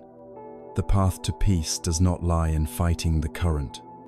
It lies in the intelligent and graceful act of turning around and learning to flow with it. Acceptance of impermanence is not passive resignation or gloomy pessimism. It is the wisest and most active thing we can do. It is aligning ourselves with the profound power and intelligence of life itself. When we stop fighting impermanence, we discover its hidden gift. It is the very fact that things do not last forever that makes them so unbearably precious. Imagine if the sunset were a permanent fixture in the sky, an unchanging painted backdrop. We would quickly grow bored of it and cease to notice its beauty. It is the fleeting, transient nature of the sunset, the knowledge that this breathtaking display of color will dissolve into darkness in a matter of moments that makes us stop what we are doing, stand in stillness, and feel a sense of awe. It is the undeniable truth that our time with our loved ones is finite, that imbues our moments together with such depth, poignancy, and tenderness. If we and our loved ones were immortal, we might endlessly postpone the expression of our love, thinking I'll have plenty of time later, knowing that time is a gift, not a guarantee, urges us to be kind now, to forgive now, to say I love you now. Impermanence is the black velvet on which the diamond of the present moment is displayed in all its brilliance. We can train ourselves to see this truth everywhere, to make the contemplation of impermanence a living practice. You can begin right now by simply looking at your own hands. Remember what they looked like when you were a child, a teenager, a young adult. See the lines, the textures, the spots that tell the story of your life. This is not a tragedy. It is a map of a journey lived. The changes in your body are a direct testament to the fact that you are alive. Now, tune into the world of your feelings. Bring to mind a moment of intense joy from your past, a great success. A moment of deep connection. Where is that feeling now? It came, it filled you, and it passed. Now recall a moment of intense sadness or pain, a heartbreak, a deep disappointment. Where is that feeling now? It, too, came like a storm, raged for a time, and eventually subsided. Your inner world is an ocean of rising and falling waves. The wave you are riding at this very moment, whether pleasant or unpleasant, will also pass. This knowledge does not invalidate the feeling. It gives you the space and courage to feel it fully, knowing you will not be stuck in it forever. Look out your window at the natural world.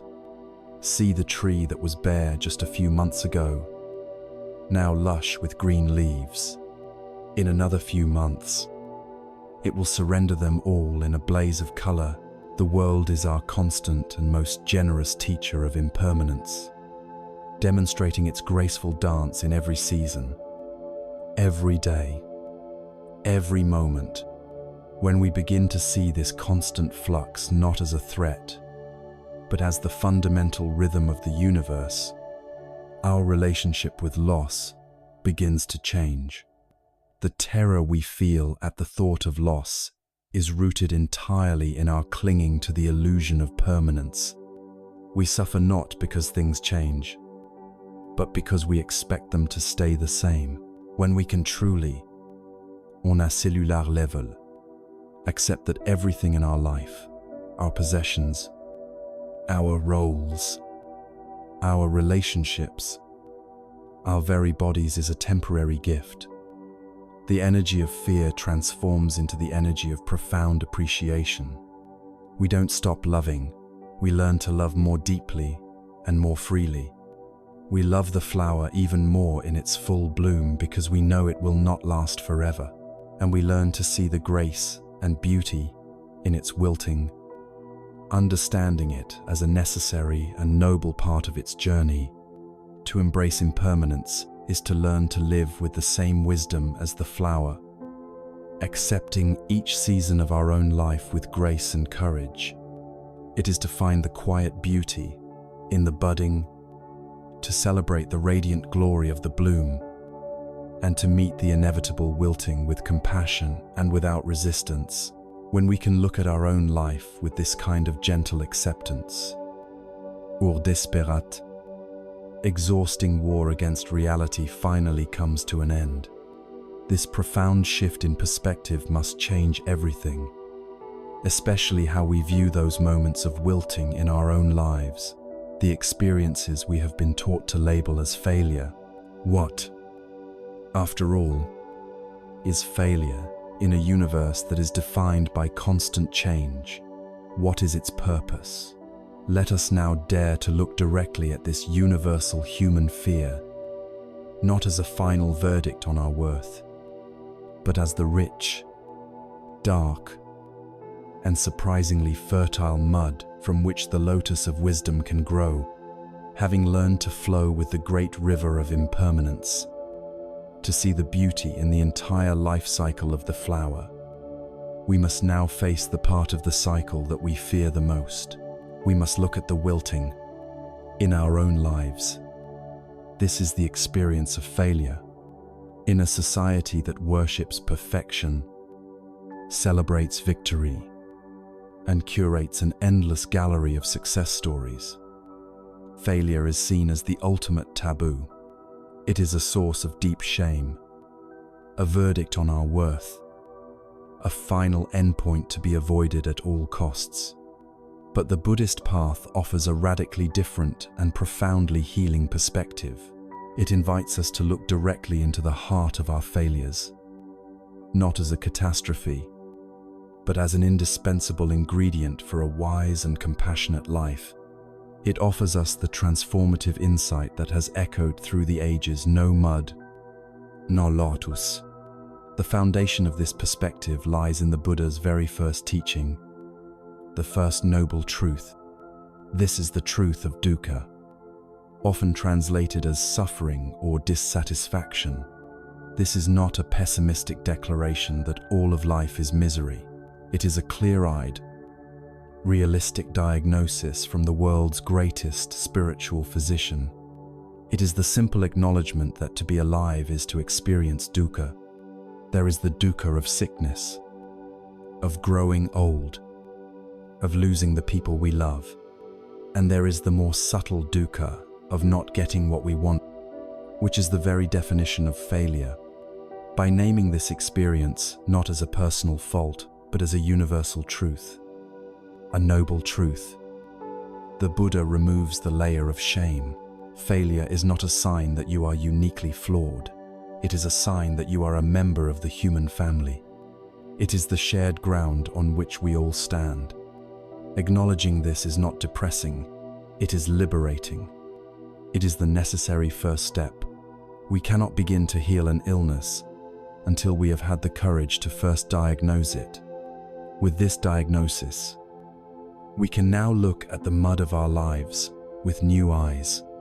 The lotus flower is perhaps the most beloved symbol in all of Buddhism. It is a flower of breathtaking, pristine beauty, but it has a unique characteristic. It does not grow in a manicured garden or in fertile topsoil. It grows only in the muck, in the dark, smelly, stagnant mud at the bottom of a pond. From this unpromising environment, it sends a stem upward through the murky water until it breaks the surface and opens, untouched and unstained by the mud from which it came. The metaphor is perfect and profound. The mud is not an obstacle to the lotus's growth. It is the essential condition for it. The mud is its food, nourishment, its foundation. In our lives, our mistakes, our heartbreaks, or disappointment, and our failures are the mud. We spend so much energy trying to avoid the mud, to deny it, to clean ourselves of it, and to pretend we have never been touched by it. The path of wisdom invites us to do the opposite, to honor the mud, to understand its value, and to recognize it as the very soil from which our own lotus of wisdom, compassion, and resilience can grow. Every time we fail, every time we find ourselves deep in the mud, we are being presented with a hidden curriculum, a priceless opportunity to cultivate the essential qualities of a noble heart. First, failure teaches us humility and patience. Or khanti, uninterrupted success can easily breed arrogance. The subtle belief that we are in complete control and that life should always bend to our will. Failure is the great antidote to this hubris. It brings us back to earth, reminding us of our limits and of the vast, uncontrollable nature of life. It forces us to be patient, to recognize that some processes cannot be rushed and that our timelines are not always the ones the universe follows. Second, failure builds our spiritual energy and resilience, or virya. When we stumble and fall, we are faced with a choice. We can stay down, defeated by the story that we are not good enough, or we can find the courage to stand up again, perhaps a little bruised, but also a little wiser. True resilience is not the absence of falling. It is the practice of getting up one more time than we fall, not with blind, brute force, but with a renewed effort that is now informed by the lesson of the fall. Most importantly, failure is our most potent teacher of wisdom, or panya. When we succeed, we often don't know why. We might attribute it to our own brilliance, when in reality, it may have been luck or a confluence of conditions beyond our control. But when we fail, if we are willing to look honestly, the lessons are crystal clear. We learn what does not work. We discover the flaws in our strategy, the blind spots in our awareness. Crucially, failure illuminates our attachments like nothing else. The pain of failure is directly proportional to the intensity of our clinging to a specific outcome. It shines a brilliant spotlight on our ego's investment in success, giving us a perfect, real-world opportunity to practice letting go. This leads us to one of the most critical and life-changing skills. We can learn the ability to decouple our being from our doing. We must see the profound difference between the statement, "I experienced a failure," and the statement, "I am a failure."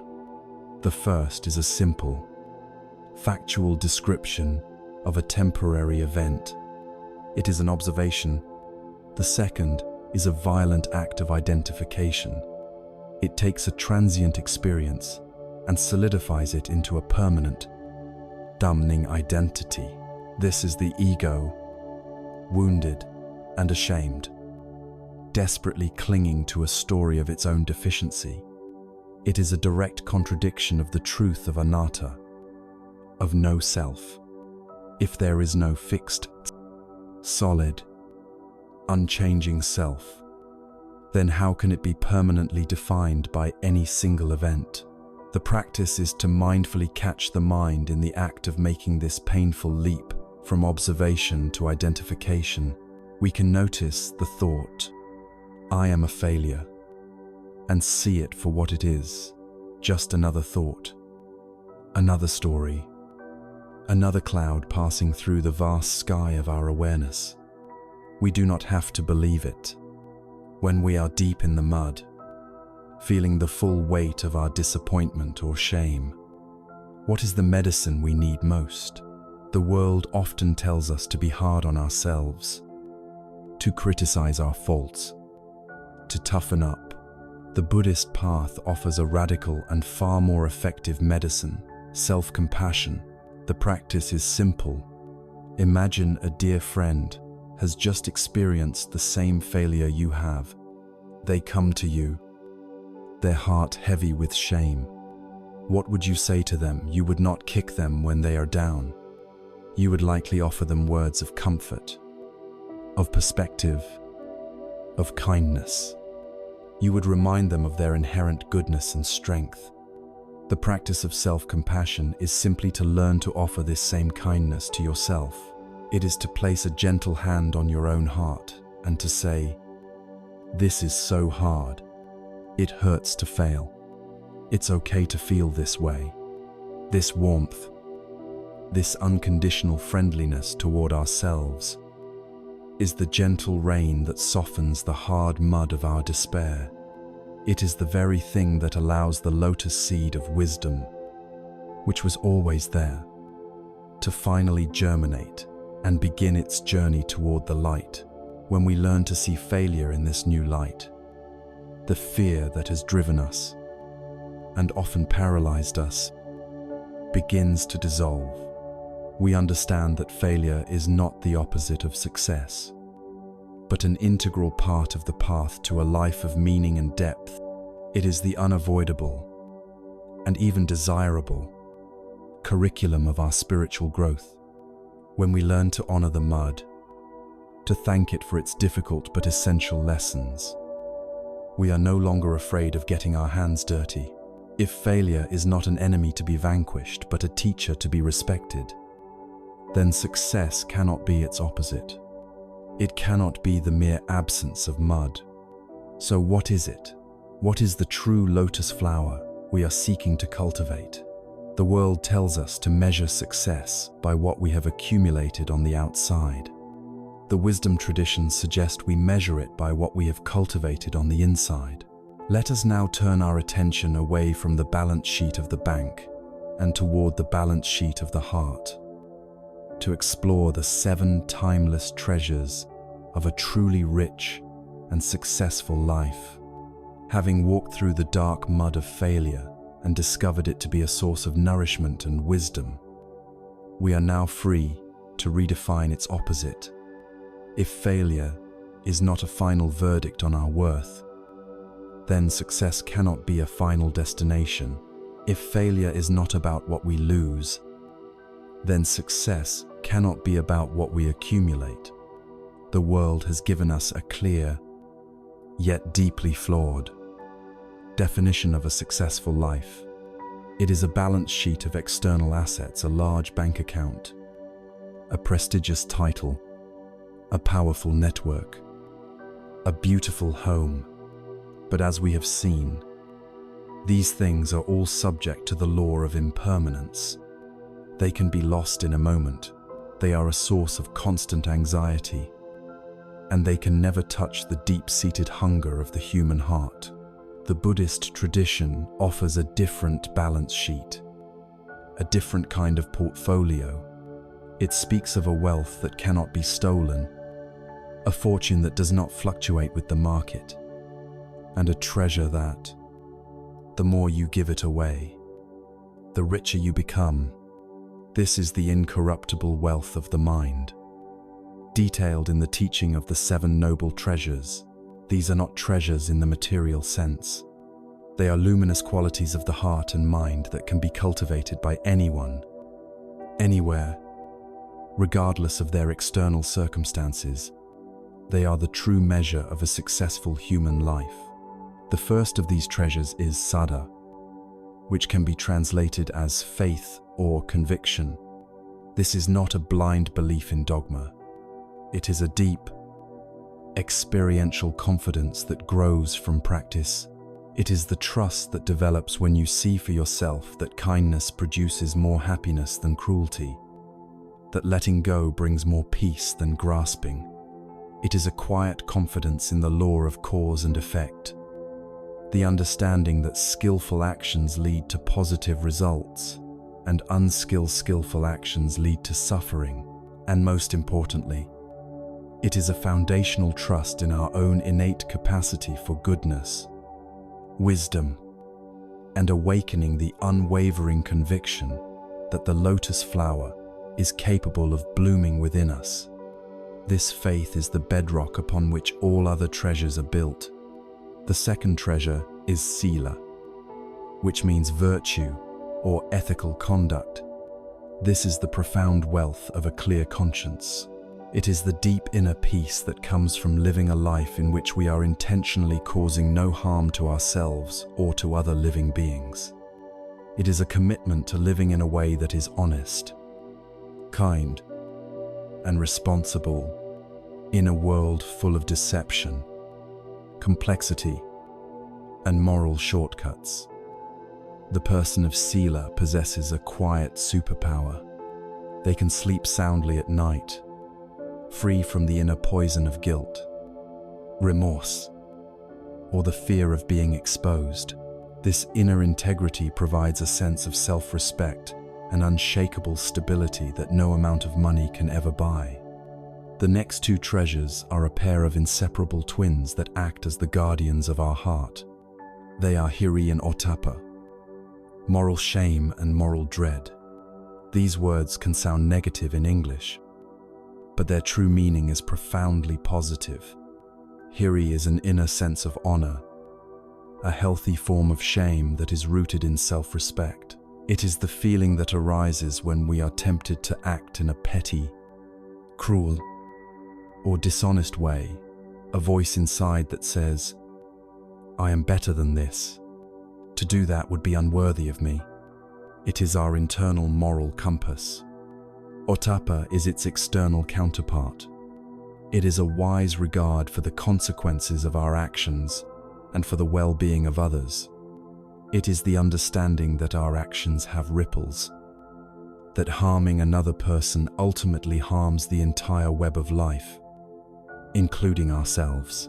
Together, hiri and ottappa are like a powerful immune system for the soul, protecting us from the infections of unskillful behavior and keeping our conscience clear.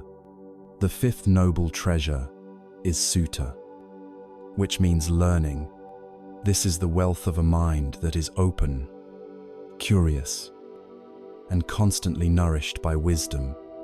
It is not simply about accumulating academic facts.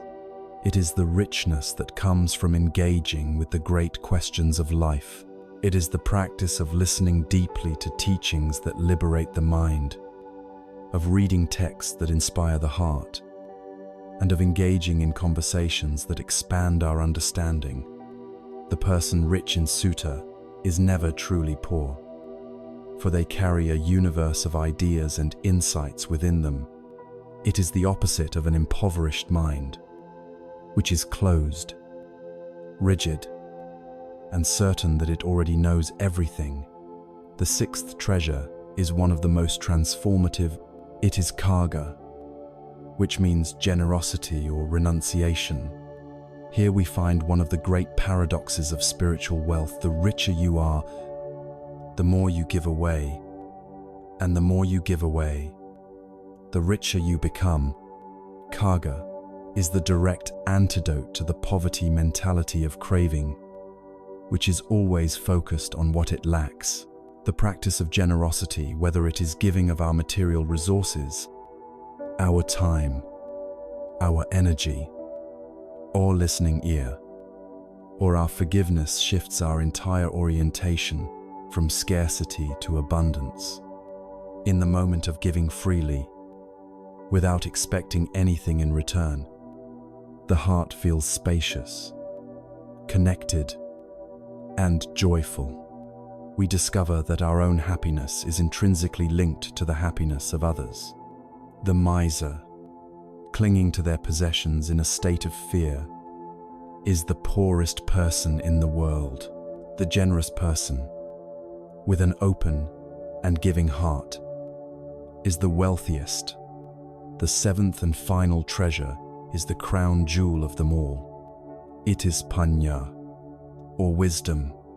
This is the supreme wealth, the treasure that allows us to manage all the others skillfully. This is not mere cleverness or intellectual knowledge. Panya is the direct, penetrating insight into the true nature of reality. It is the wisdom that sees, without any doubt, the truth of impermanence, anicca, the reality of suffering caused by clinging dukkha, and the liberating truth of no-self, anatta. It is this wisdom that cuts through all illusion, fear, and all confusion, while faith, virtue, and generosity build a good and happy life. It is wisdom alone that opens the door to ultimate liberation. Imagine two different billionaires. The first is a billionaire in the worldly sense. He has vast financial assets, but he lives in a state of constant anxiety. He fears the market will crash. He worries his competitors will overtake him. He is surrounded by people whose loyalty is questionable, and he is tormented by the feeling that it is still not enough. His wealth is a heavy, golden cage. The second billionaire is a person who may live a simple material life, but is fabulously rich in the seven noble treasures. They possess a steadfast faith in the good Siddha, a clear conscience that allows them to live in peace, sila, hiri, ottappa, a mind enriched by learning sutta, a heart overflowing with the joy of generosity, karga, and the clarifying light of wisdom, panya, to guide their way. Who is truly the wealthier person? Who is more successful? Who is more free? These seven treasures, this noble fortune of the heart, are not qualities reserved for saints or sages in distant caves. They are a practical blueprint for a truly successful human life, a path of cultivation that is available to every one of us, right here and right now. They form an interconnected web of inner wealth, with each treasure supporting and enhancing all the others. But what is the fertile ground in which these precious seeds must be planted? What is the golden light that allows faith, virtue, generosity, and wisdom to grow and flourish? It is a quality of heart that radically shifts our entire focus. from what we lack to what we already possess, from the poverty of endless craving to the profound richness of the present moment. It is the simple, transformative, and world-altering practice of gratitude. We have opened the ledger of the heart and discovered a new definition of wealth, the 7 noble treasures. We have seen that true success lies not in external accumulation, but in the internal cultivation of faith, virtue, generosity, and wisdom. This is a beautiful and inspiring blueprint for a life of meaning. But a blueprint is not a house. We must ask, what is the practical first step we can take to begin building this inner fortune? What is the fertile soil in which all of these noble qualities can be planted and nurtured? The answer is at once profoundly simple and utterly transformative. It is the practice of gratitude. Gratitude is the golden key that unlocks the entire treasure chest of the heart. It is the radical act of shifting our attention from the narrative of what is missing in our lives to the vast, undeniable reality of what is already present. Our minds, by default, are not naturally grateful for sound evolutionary reasons. The human brain developed a negativity bias.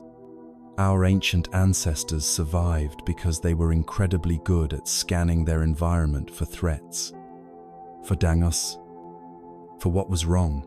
The one who noticed the saber-toothed tiger lurking in the bushes was the one who passed on their genes, not the one who was admiring the beautiful sunset. This ancient survival mechanism is still running in our heads today. But in our modern world, it has become a primary source of chronic unhappiness. We can experience 100 small joys in a day and not notice them. But we will fixate, ruminate, and obsess over the one thing that went wrong, the critical comment, the traffic jam, the spilled coffee. Our mind is like Velcro for negative experiences and Teflon for positive ones. It is constantly scanning for what is lacking, what is not enough. This is the mind of poverty, the hungry ghost's perspective, and it is the default setting for most of us. Gratitude, therefore, is not a passive mood that we must wait for to strike us like a bolt of lightning. It is an active and courageous training of the mind. It is a conscious choice to swim against the stream of our own conditioning. It is a decision to intentionally place the spotlight of our awareness on what is good, what is whole, and what is a source of blessing in our lives. It is a practice, a discipline, and a skill that can be developed over time, and it has the power to rewire the very structure of our brain. Let us engage in this practice together.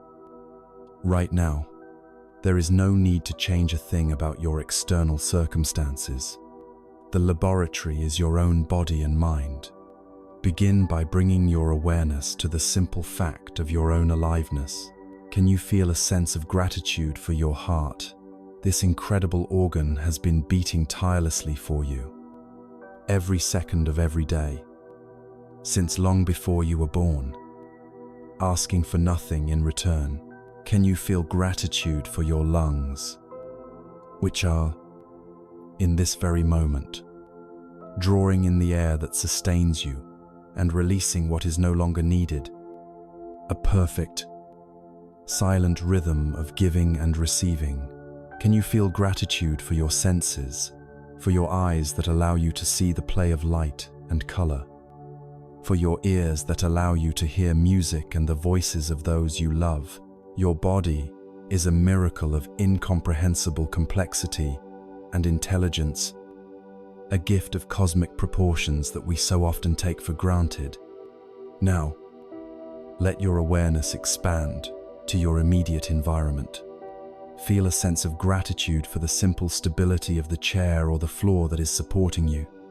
Consider the roof over your head, providing you with shelter and safety from the elements.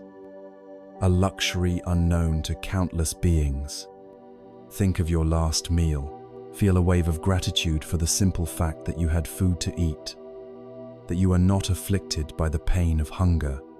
Think of the clean water that is available to you at the turn of a tap, a treasure more precious than gold. When we pause to truly look, we realize that we are living in a palace of miracles that we have been treating like a prison of problems. We are surrounded by an ocean of abundance, but we have been fixated on a single, empty cup. A simple yet profoundly effective way to make this a daily habit is to keep a gratitude journal. The practice is straightforward. Every evening before you sleep, take a few minutes to write down 3 to 5 specific things from your day for which you are grateful. The key here is specificity. Instead of writing, "I'm grateful for my family," write, "I'm grateful for the way my partner smiled at me this morning," or "I'm grateful for the joke my child told that made me laugh." Instead of "I'm grateful for my job," write, "I'm grateful for the specific, helpful feedback a colleague gave me today." This practice, done consistently, begins to retrain your brain. It creates new neural pathways, a process known as neuroplasticity. You are teaching your mind to actively scan your day for positives, for moments of connection, beauty, and grace.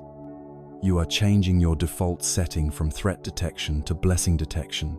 The scientific evidence is overwhelming. This simple practice leads to increased levels of happiness, better sleep, a stronger immune system, and a more optimistic outlook on life. As we cultivate this state of gratitude, we discover that it is a powerful antidote to the mental poisons that cause so much of our suffering. When your heart is genuinely full of thanks for the life you have, it is impossible to simultaneously feel the sting of envy. The success of others is no longer a threat to your ego. You can celebrate it freely. Gratitude is the direct cure for the disease of comparison. It is also the perfect medicine for the endless craving of tanha. Gratitude is the embodied feeling of enough. It fills the inner void from the inside out, calming the hungry ghost's desperate cry for more. And when our mind is filled with anxious worries about an imaginary, catastrophic future, gratitude gently pulls us back into the tangible, positive realities of the present moment. The most advanced and transformative level of this practice is to learn to be grateful even for the mud. This is the culmination of our journey.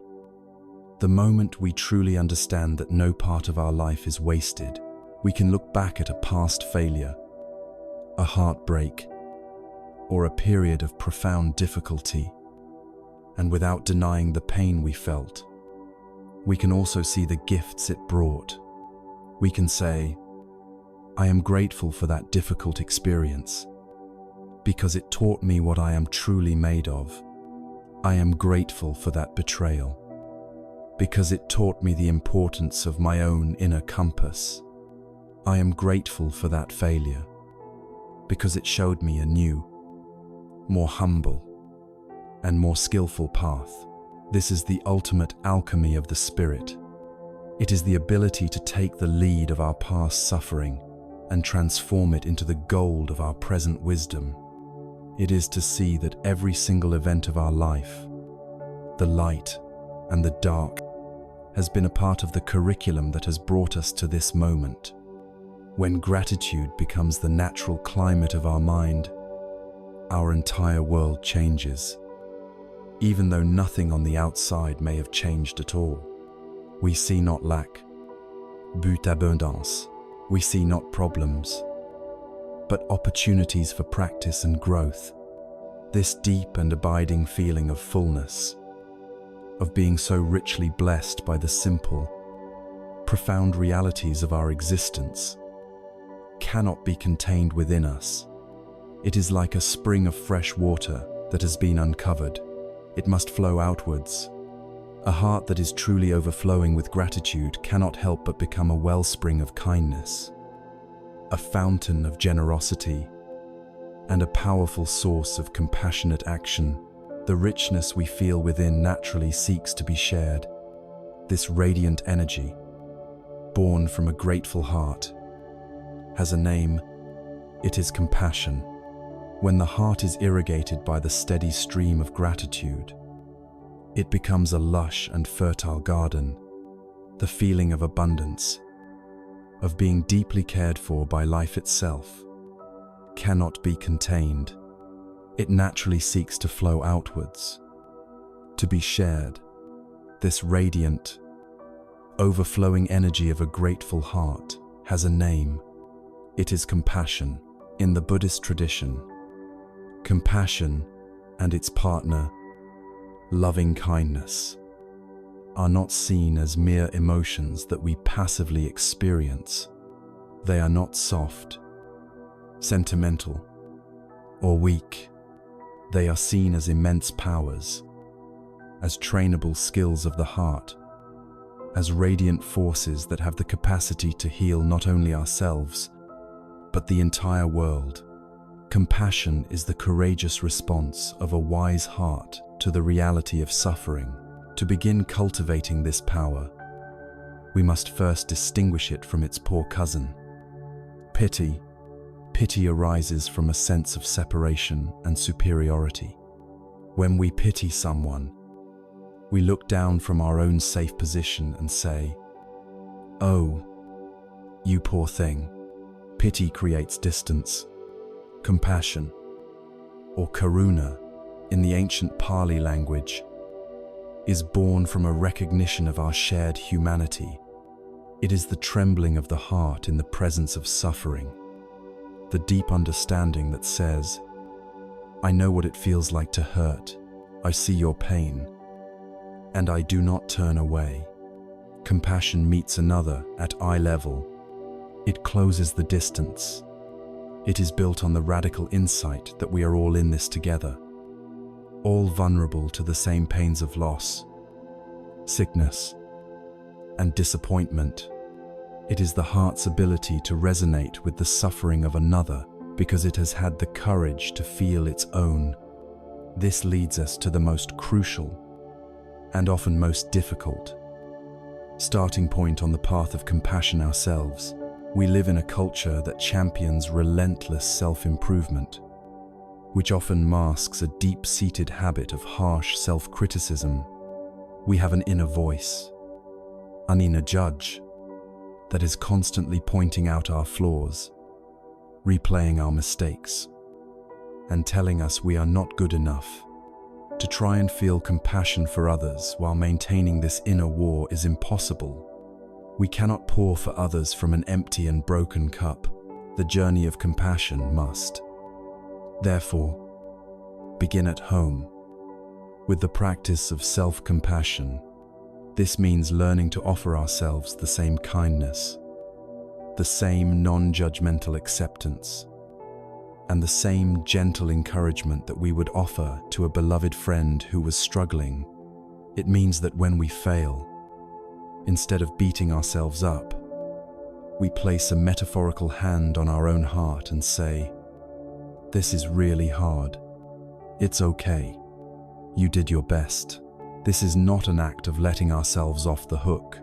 It is the essential act of creating the inner safety required for genuine growth and healing. From this foundation of self-compassion, we can then begin to cultivate the boundless energy of loving kindness, or metta, for all beings. This is done through a beautiful and systematic practice known as metta bhavana, or the cultivation of loving kindness. It is a meditation that, step by step, stretches the muscle of our heart. We begin, as we must, with ourselves, finding a comfortable position and taking a few gentle breaths. We silently repeat a few simple, powerful phrases directed at our own being. May I be happy. May I be well. May I be safe. May I be peaceful and at ease. In the beginning, this may feel awkward or even insincere, but we persist gently, understanding that we are planting seeds. Next, we bring to mind a person whom we love easily and without complication, a dear friend, a mentor, a beloved family member. We hold their image in our mind, and we extend the exact same wishes to them. May you be happy. May you be well. May you be safe. May you be peaceful and at ease. We feel our heart naturally open and send this warm, benevolent energy to them. Then comes the next stage of the training. We bring to mind a neutral person, someone we see regularly, but have no strong feelings about, the clerk at the grocery store, a person we pass on our daily walk, a neighbor we barely know. We see them not as a role, but as a human being who, just like us, wants to be happy and to avoid suffering. And we sincerely offer them the same wishes. May you be happy. May you be well. May you be safe. May you be peaceful and at ease. Here, we are stretching the heart beyond its habitual circle of concern. The most challenging and perhaps most liberating stage is next. We are invited to bring to mind a difficult person, someone with whom we have conflict, someone who has hurt us. This is a profound practice. The aim is not to condone their harmful actions or to force a superficial reconciliation. The aim is to free our own heart from the prison of hatred and resentment. We recognize that holding on to anger only poisons us. So, with whatever small amount of sincerity we can muster, we extend the phrases of loving kindness to them. We do this not for them, but for ourselves, for our own freedom. Finally, having moved through these stages, we let our heart's capacity expand without limit. We radiate this feeling of loving kindness outwards in all directions, to all of our friends and all of our enemies, to all humans, to all animals, to all beings, in all realms of existence, near and far, seen and unseen. We hold the entire world in our heart and repeat, may all beings be happy. May all beings be well. May all beings be safe. May all beings be peaceful and at ease. This practice is not merely a sweet sentiment. It is the cultivation of a powerful, transformative force. In the stories of the Buddha's life, his jealous cousin Devadatta once unleashed a ferocious, drunken elephant named Nalagiri with the intent to have it trample the Buddha to death. As the terrified crowd scattered, the massive elephant charged, its eyes red with rage. The Buddha did not run or raise a weapon. He simply stood his ground, his heart completely serene, and radiated a powerful, focused beam of pure loving kindness towards the enraged animal. The story tells that the elephant, upon entering the field of the Buddha's immense compassion, slowed its charge. Its rage subsided. It walked meekly to the Buddha's feet, knelt down, and allowed the Buddha to gently stroke its forehead. This story illustrates a profound truth. Compassion is not weakness. It is not passive. It is an indomitable strength, a force capable of taming the most violent rage, both in the world and within our own hearts. Compassion is the ultimate medicine. It is the direct antidote to the mental poisons that cause our suffering. When your mind is actively cultivating the warmth of loving kindness for another, there is no room for the cold fire of anger or hatred. When you feel a genuine connection to others through the recognition of your shared humanity, the isolating walls of fear begin to crumble. when you can find joy in the well-being of others. The bitter poison of jealousy cannot take root. Compassion is the universal solvent that dissolves the hardness of the heart, connecting us to ourselves, to each other, and to the whole of life. When compassion is no longer just a formal meditation practice, but becomes the very ground on which we stand, it changes everything. It informs our every interaction, our every choice. A heart filled with this active, healing love can no longer be content to participate in systems that cause suffering to others. It naturally seeks to align our daily work, the way we spend the majority of our waking hours, with this deep impulse to serve, to heal, and to contribute positively to the world. This brings us to a profoundly practical and vital element of the spiritual path, the challenge and the deep joy of finding our right livelihood. Having filled our hearts with the radiant, healing energy of compassion, we are faced with a natural and pressing question. How does this inner state translate into outer action? A heart overflowing with loving kindness cannot remain passive. It seeks to express itself, to alleviate suffering, and to contribute to the well-being of the world. The primary arena where we exert our energy, the place where we have the potential to cause either great harm or great good, is in our daily work. For many of us, work is seen as a separate, secular part of life, a necessity driven by financial needs, often disconnected from our deeper values. The Buddhist path, however, offers a way to bridge this gap, to transform our livelihood from a source of stress into a source of purpose.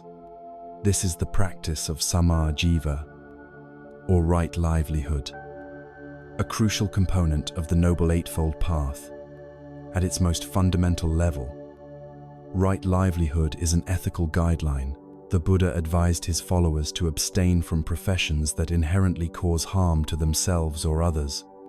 This traditionally included livelihoods based on deception, exploitation, or violence, such as dealing in weapons, human beings, meat for slaughter, intoxicants, or poison. In our modern, complex world, we can expand this principle to mean any work that knowingly preys on the addictions of others, destroys the natural environment, or promotes hatred and division. It is a call to conduct our economic life with the same principle of non-harming, or ahimsa, that guides our personal conduct. It is the recognition that our work is not a separate compartment, but a powerful and integral part of our spiritual journey. But right livelihood is far more than just a list of jobs to avoid. Its deeper, more transformative teaching is about the intention we bring to the work we do. This is beautifully illustrated in the ancient story of the 3 stonecutters. A traveler came upon 3 men, all engaged in the same task of cutting large blocks of stone under the hot sun. He approached the first man and asked, "What are you doing?" The man, scowling and wiping sweat from his brow, grumbled, "What does it look like I'm doing? I'm cutting this stupid, heavy rock. It's miserable, back-breaking work, but it pays the bills." For this man, his work was merely a job. It was a burden, a means to a paycheck, a prison of drudgery he had to endure. The traveler moved on to the second stonecutter. This man was working with diligence and focus. When asked the same question, he replied without looking up, "I am a stonecutter. I am skilled at my trade. I am earning a good living to support my wife and children, and I take pride in my work." For this man, his work was a career, It was a source of identity, skill, and personal achievement. It was a respectable path of advancement, but its rewards were primarily external: money, security, and reputation. Finally, the traveler approached the third man.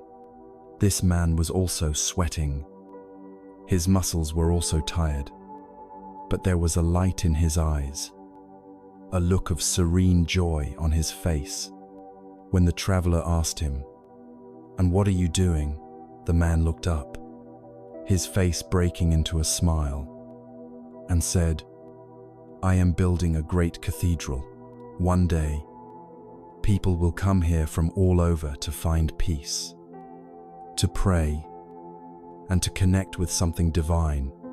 I am honored to be a part of it." For this third man, his work was a calling. He was engaged in the exact same physical labor as the other two, but his experience was entirely different.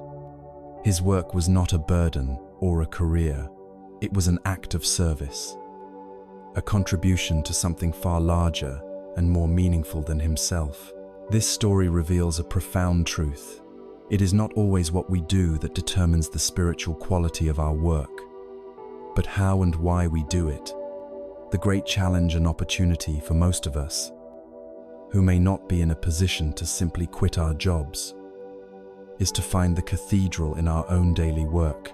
It is the practice of shifting our intention from "what can I get" to "what can I give?" A janitor mopping the floors of a hospital can see their work as simply cleaning up messes, or they can see themselves as creating a sterile, safe, and healing environment for the sick. A software engineer can see their work as just writing lines of code, or they can see themselves as building a tool that will connect people and help them share knowledge. A barista serving coffee can see it as a monotonous, low-wage job, or they can see each interaction as an opportunity to offer a moment of warmth, kindness, and human connection in the middle of someone's stressful day. The physical task remains the same, but with a shift in perspective, the work is transformed from a chore into a practice of mindfulness and service.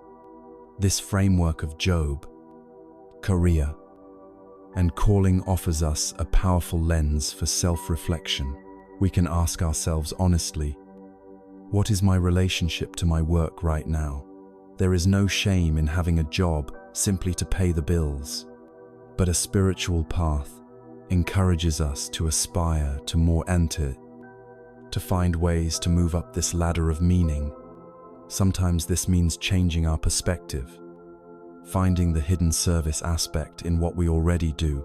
Other times, it may mean having the courage to make a change, to seek out work that feels more aligned with our deepest values, even if it involves less pay or prestige.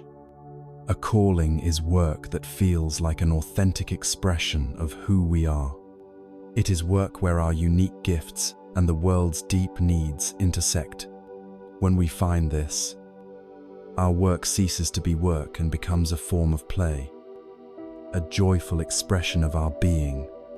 The peace that arises from this alignment is a treasure in itself.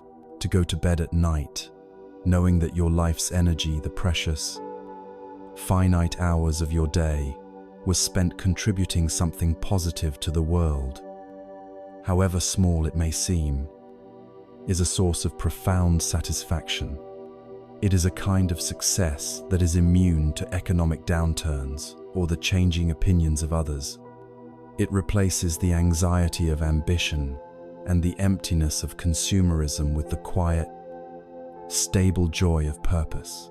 It answers the hungry ghost's cry of what's in it for me with the deeply fulfilling answer, I am here to help.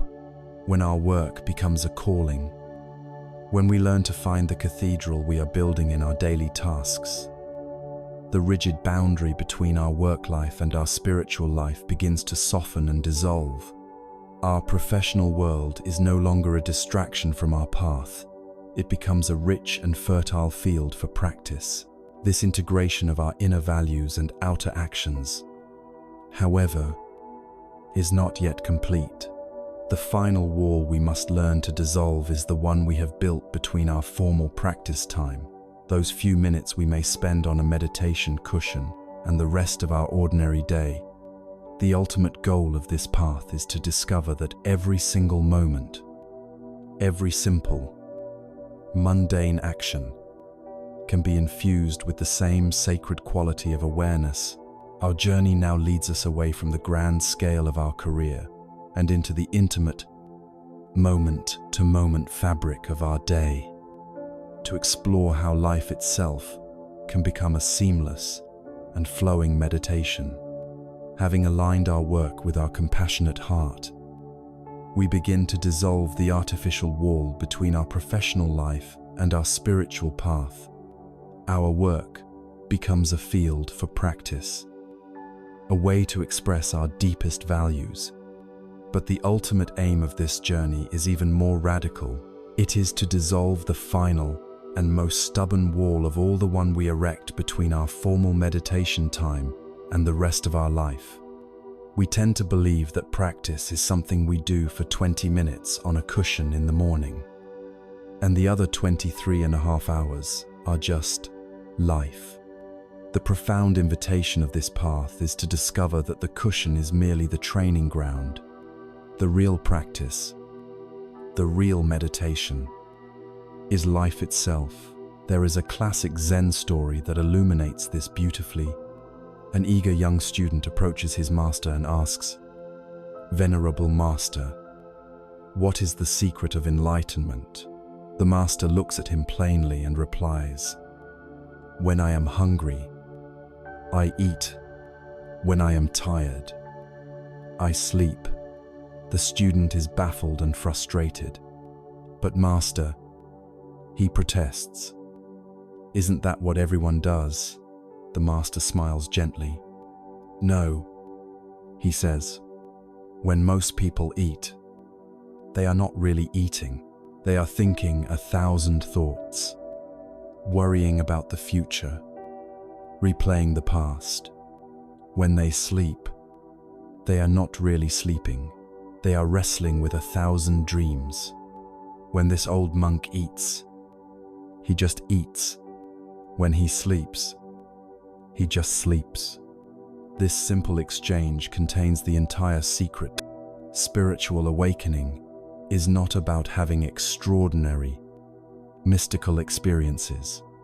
It is about learning to be extraordinarily present for our ordinary, everyday experiences. It is about closing the gap between ourselves and our lives, a beautiful bridge between formal sitting meditation and our active day. Is the practice of walking meditation. This is not just a stroll in the park. It is a formal practice of bringing total awareness to the simple act of walking.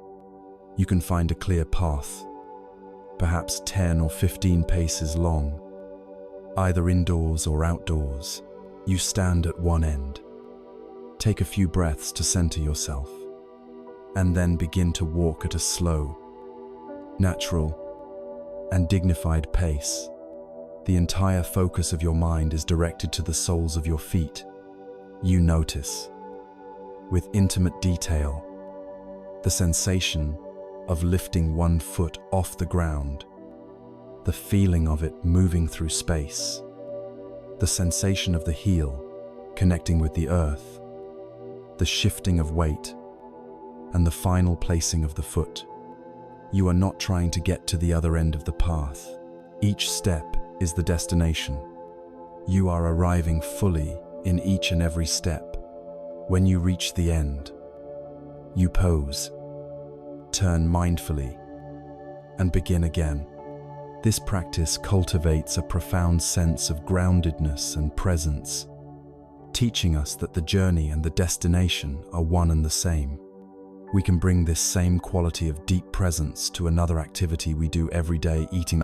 For most of us, eating is a rushed, unconscious act. We eat while watching television, scrolling through our phones, or driving our cars. We barely taste our food. Mindful eating transforms this routine into a rich and healing meditation. Before you take the first bite, you can pause for just a moment. Look at the food on your plate. See the colors, the shapes, the textures. Take a moment to feel gratitude, to consider the sunlight, the rain, the earth, the farmers, the truck drivers, and the cooks, the entire universe of causes and conditions that had to come together to create this meal. Then, as you eat, do so slowly. Put down your fork or spoon between bites. Chew thoroughly, and try to identify the different flavors. Is it sweet, salty, sour, bitter, savory? Notice the textures. Is it soft, crunchy, smooth? When you bring this quality of loving attention to your food, you not only enjoy it more, but you also become more attuned to your body's signals of hunger and fullness. You are nourishing not just your body, but your mind and heart as well.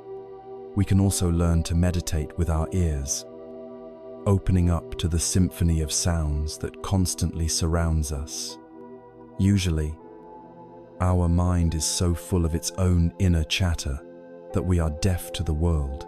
The practice of mindful listening is to simply sit quietly and let the sounds of your environment come to you. You don't need to strain or reach for them. Notice the sounds that are far away and the sounds that are close. Notice the loud sounds and the soft sounds.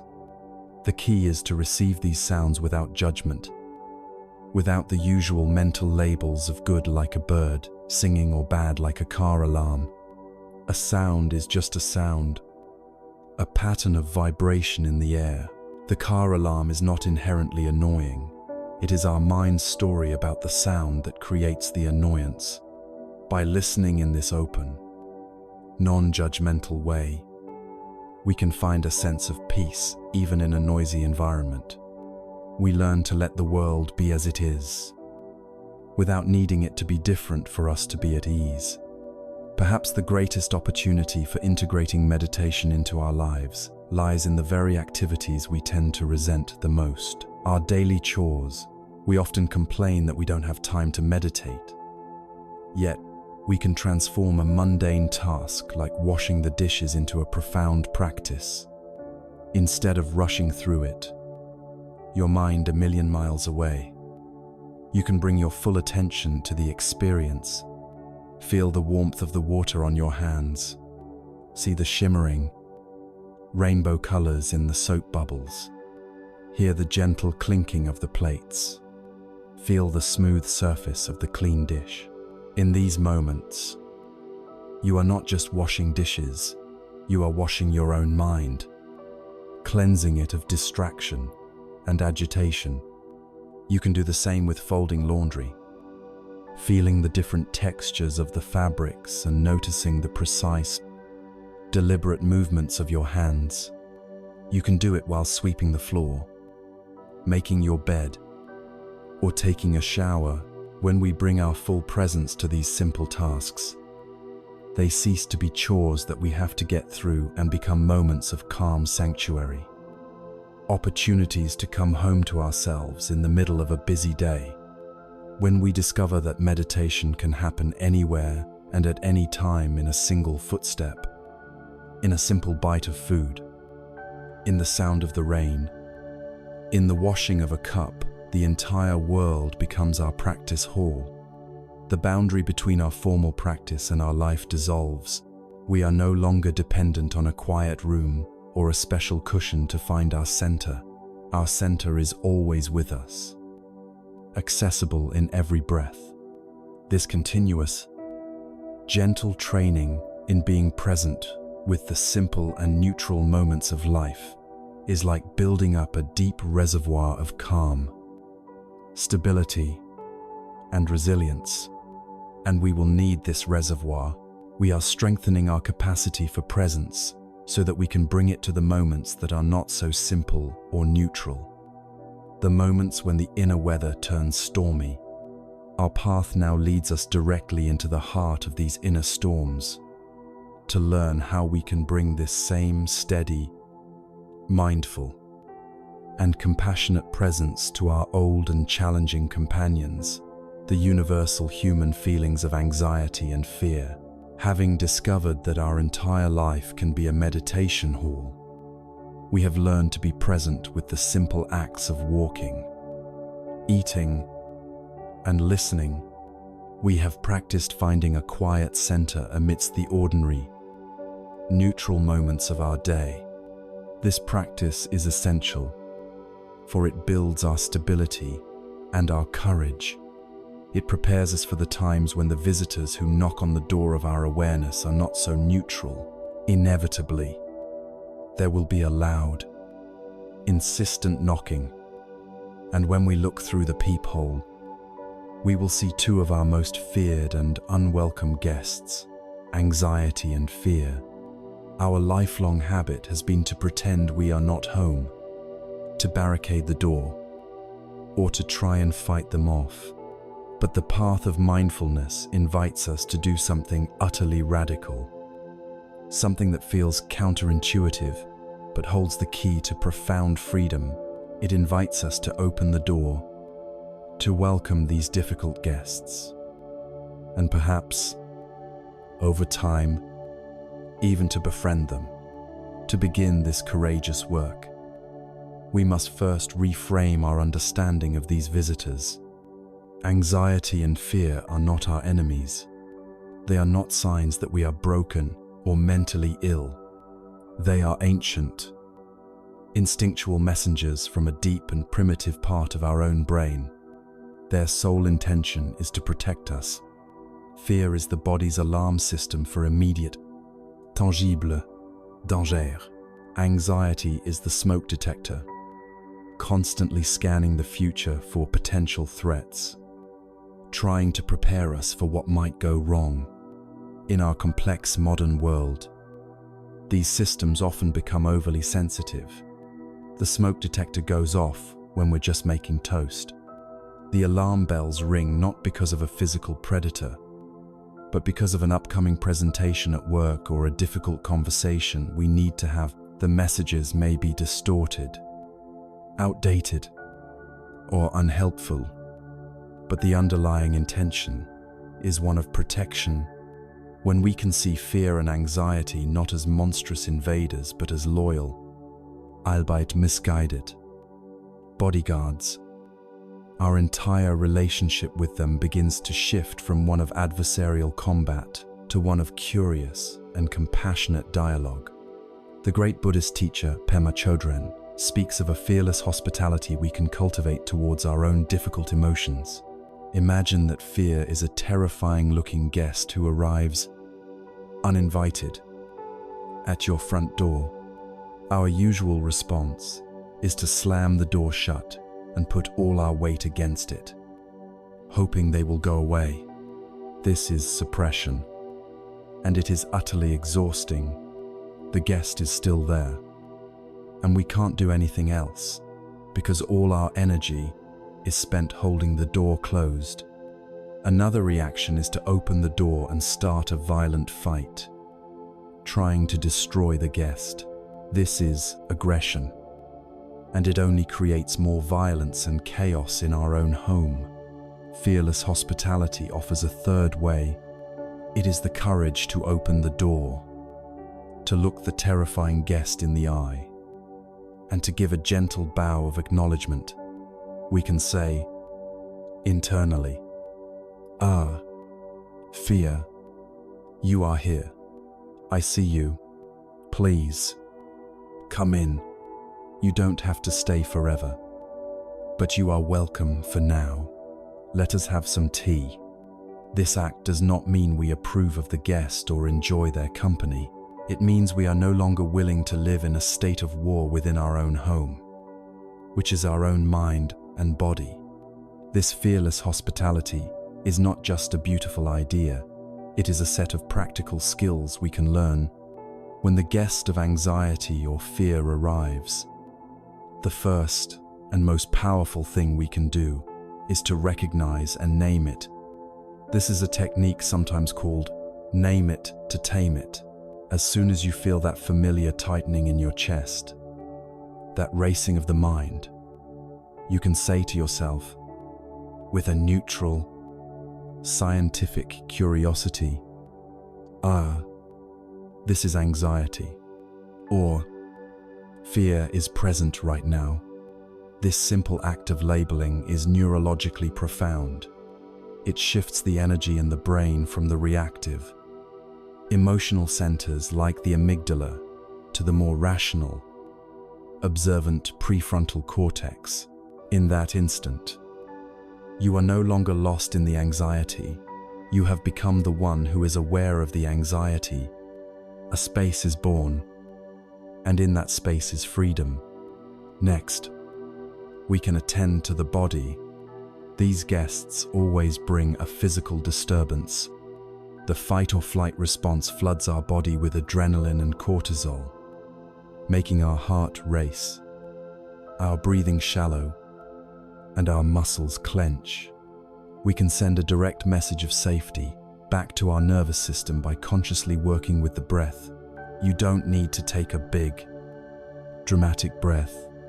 Simply notice your breathing and begin to make your exhalation just a little bit longer than your inhalation. Breathe in for a count of 4 and breathe out for a count of 6. This extended exhalation is a biological key that activates the parasympathetic nervous system, the body's rest and digest mode. As you do this for a few cycles, you can feel your shoulders drop, your jaw unclench. You are telling your loyal bodyguard, "Thank you for the alarm, but we are safe right now." You can stand down. Once we have created this space and calm, we can practice getting to know our guest with kind investigation. This is not a harsh interrogation, but a gentle inquiry, like talking to a scared child. We can ask, "Where do I feel you in my body?" We bring a curious attention to the physical sensations, the knot in the stomach, the tightness in the throat without needing them to go away. We can then gently ask, "What are you trying to tell me? What is the story you are carrying?" Perhaps the anxiety is carrying a story about failing an exam, or the fear is carrying a story about being rejected. We listen to the story without necessarily believing it is the absolute truth. Finally, and most importantly, we offer the guest nurturing and compassion. We can place a warm hand on the part of our body where the feeling is most intense, our heart or our stomach, and offer words of kindness, the way we would to a loved one. "It's okay. This is a difficult feeling. I am here with you. May I be safe. May I be at peace." We are offering the scary guest a warm cup of tea, and in doing so, we are soothing our own suffering. As we practice this fearless hospitality, we come to realize a profound truth about our guests. None of them stay forever. Fear and anxiety are, like all other mental states, impermanent. They are waves on the ocean of our awareness. They arise, they crest, and if we don't feed them with more and more panicked thoughts, they will naturally subside and pass away. Our practice is not to stop the waves, which is impossible, but to learn how to surf them by not resisting, by not fighting, and by not identifying with them. We allow these powerful emotional waves to move through us without capsizing our boat. When we learn to meet our own fear and anxiety with this curious and compassionate heart, they begin to lose their terrifying power. They are no longer monstrous invaders to be vanquished, but have become familiar, if sometimes uncomfortable, messengers. We learn to listen to their signals with wisdom, to soothe their effects with our breath, and to hold them with a kindness that disarms them. In this, we discover something extraordinary. We do not need our inner world to be perfectly silent and calm in order to feel a sense of profound peace. Peace is not the absence of difficult emotions. It is our ability to hold them all in a vast, open, and loving awareness. It is the ability to be the calm, unshakable eye at the center of our own inner storm.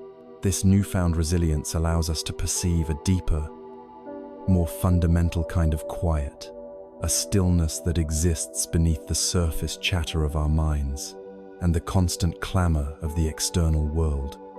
Our journey now takes us in search of this deep silence, not in some remote, soundproof location, but right here, in the very heart of our noisy and busy modern lives. Having learned to open our hearts with fearless hospitality to the inner storms of anxiety and fear, we discover a remarkable truth. Peace is not contingent upon a perfectly calm inner world. We find that it is possible to be the eye of the hurricane, to find a place of stillness and presence, even when challenging emotions are swirling around us. This discovery of an inner sanctuary naturally leads us to question our relationship with silence itself. We tend to believe that silence is a commodity, a luxury that can only be found by escaping our noisy lives, by going on a retreat, seeking out a remote forest, or soundproofing a room. We chase silence as if it were a destination out there. But the wisdom of the contemplative path reveals that we have been searching in the wrong direction. True, profound silence is not an external condition. It is an internal quality of being. It is a stillness that can be accessed anywhere, at any time, even in the heart of a bustling city. To understand this, let us imagine that our mind is like a deep lake. The surface of the lake is exposed to the elements, the winds of daily life, the demands of work, the noise of traffic. The constant influx of information whip the surface into waves, ripples, and chop. This surface agitation is the ordinary, chattering mind, restless and reactive. When we seek external silence, we are essentially trying to calm the wind, a noble but often temporary endeavor. The moment we return to our lives, the wind picks up again, and the surface is disturbed. But the great secret of the lake is that if you dive down just a few feet beneath the surface, you enter a world of profound stillness. Down in the depths, there is a calm, a quiet, and a pressure that is completely untouched by the weather on the surface. This deep, silent, peaceful place is not something we need to create. It already exists within us. It is our true nature. Our practice is not to calm the waves, but to learn how to dive. This is why a person can be sitting in the quietest monastery in the world. Yet if their mind is consumed by worry and planning, they are living in a torture chamber of noise. Conversely, to a master of meditation can be standing on a noisy subway platform, yet experience a profound sense of inner peace and silence, because their mind is not being tossed about by the surface waves. The goal, then, is to shift our focus from manipulating our outer environment to cultivating our inner one. We learn to access the silence that is already here, patiently waiting for us beneath the surface of our thoughts. How do we do this? We begin by training our attention to notice the gaps, the quang lang that are woven into the fabric of our experience. We start by listening not for the sounds, but for the silence in which the sounds are happening. Right now, take a moment to listen. You might hear the hum of a computer, a voice in another room, the sound of traffic in the distance. Notice how each sound arises out of a background of silence, makes its presence known, and then dissolves back into that same silence. The silence is the vast, unending canvas. The sounds are just temporary splashes of paint. By shifting our attention to the canvas instead of the paint, we begin to connect with the underlying stillness that is always present. We can apply this same principle to our own breath.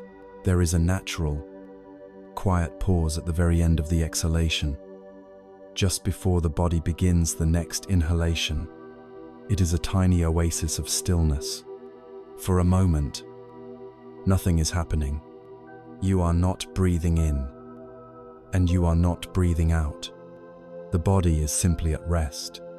By learning to notice and relax into this gentle pause, we can touch a place of deep calm many times a minute. It is a mini meditation, a momentary dive into the silent depths of the lake, a more subtle, but even more profound practice is to begin noticing the space between our thoughts. When we first try to watch our minds, it can seem like an endless, uninterrupted monologue. But with patient practice, we begin to see that thoughts are discrete events. One thought arises, it lingers for a moment, and then it ends. Before the next thought begins, there is a tiny gap, a flicker of pure, thought-free awareness. This gap is the doorway to the deep lake. At first, we may only notice it for a fraction of a second, but its effect is powerful. To touch that space is to touch the silent, aware nature of our own mind, free from the content of its thinking. We are not trying to create these gaps. We are simply learning to recognize that they are already occurring naturally. In a culture obsessed with productivity, hustle, and constant stimulation, one of the most radical and healing spiritual practices is the art of doing nothing. This is not laziness or apathy. It is a conscious, intentional act of allowing ourselves to simply be, without an agenda, without a goal, without trying to improve or fix anything. Imagine you have a glass of water filled with mud. If you keep shaking it, stirring it, and agitating it, the water will remain murky and opaque. But if you simply place the glass on a table and let it be, the mud, by its own nature, will slowly and gracefully settle to the bottom, leaving the water clear. Our mind is exactly like this. Our constant doing, planning, worrying, analyzing, judging is the shaking that keeps it murky. The practice of doing nothing, of sitting for a few minutes without any goal other than to be present, allows the sediment of our agitated thoughts to naturally settle, revealing the inherent clarity and stillness of our own awareness. We don't need to go on a long retreat to find this stillness. We can weave islands of silence into the fabric of our busiest days. You can practice the doorway meditation every time you walk through a doorway. Let it be a signal to pause. Take one conscious breath and feel your feet on the floor. It is a 2-second reset button for your nervous system. You can practice with your telephone when it rings. Let it ring twice before you answer. Use those few seconds to take a breath and find your center, so that you answer from a place of calm rather than reactive urgency. You can use a red light while driving not as a source of frustration, but as a gift of 30 seconds of mindfulness practice. Instead of fuming with impatience, you can feel your hands on the steering wheel, notice your breath, and relax your shoulders. These small, repeated moments of returning to stillness are incredibly powerful. They are how we train ourselves to dive into the deep lake at will, by learning to access this deep lake of silence that resides within us. Even for a few moments at a time, we begin to change our fundamental relationship with the world. We are no longer so easily disturbed by the waves of praise and blame, gain and loss. The frantic, hurried energy of modern life begins to lose its hypnotic power over us. This newfound inner stillness has a particularly profound effect on our experience of one of our greatest perceived tyrants, the clock. The constant, stressful feeling of never having enough time begins to soften and dissolve. Our journey now leads us to explore this new, spacious relationship with time itself, to learn how we can step off the frantic treadmill of past regrets and future anxieties, and into the infinite sanctuary of the present moment. In our relentless pursuit of what we believe to be success, we often find ourselves caught in a peculiar trap, a pervasive modern malady, the tyranny of time. We constantly feel its pressure, a relentless whip driving us forward, always rushing, always behind. There's never enough time. We lament, as if time itself were a scarce commodity, something we could possess or lose. We chase deadlines, scramble to tick off to-do lists, and measure our worth by how efficiently we can squeeze activities into every waking moment. But what if this feeling of scarcity, this relentless pressure, isn't an inherent quality of time, but rather a creation of our own minds? What if the very concept of running out of time is an illusion, a subtle form of suffering born from a misunderstanding of what time truly is? The wisdom of Buddhist teachings offers a radical and liberating perspective. There is only one time that truly exists, and that is the present moment. The past is gone, an echo of what was, existing only in our memories, which themselves are fleeting and often unreliable. The future has not yet arrived. It is a canvas yet to be painted, existing only as hopes, fears, and plans in our minds. Yet, how much of our mental energy is consumed by these two realms of non-existence? We replay past regrets, dwell on old hurts, or endlessly rehearse future scenarios, conjuring up anxieties about what might happen or meticulously planning every detail of what we hope will happen. In doing so, we unwittingly abandon the only reality we possess, the here and now. Consider the simple act of breathing. When you inhale, that is the present moment. When you exhale, that is the present moment. You cannot inhale yesterday's air, nor can you exhale into tomorrow's. Life unfolds, breath by breath, step by step, entirely within the confines of the present. And yet, how often are we truly present for these fundamental acts of living? We eat while scrolling, walk while planning, talk while our minds drift to 100 other places.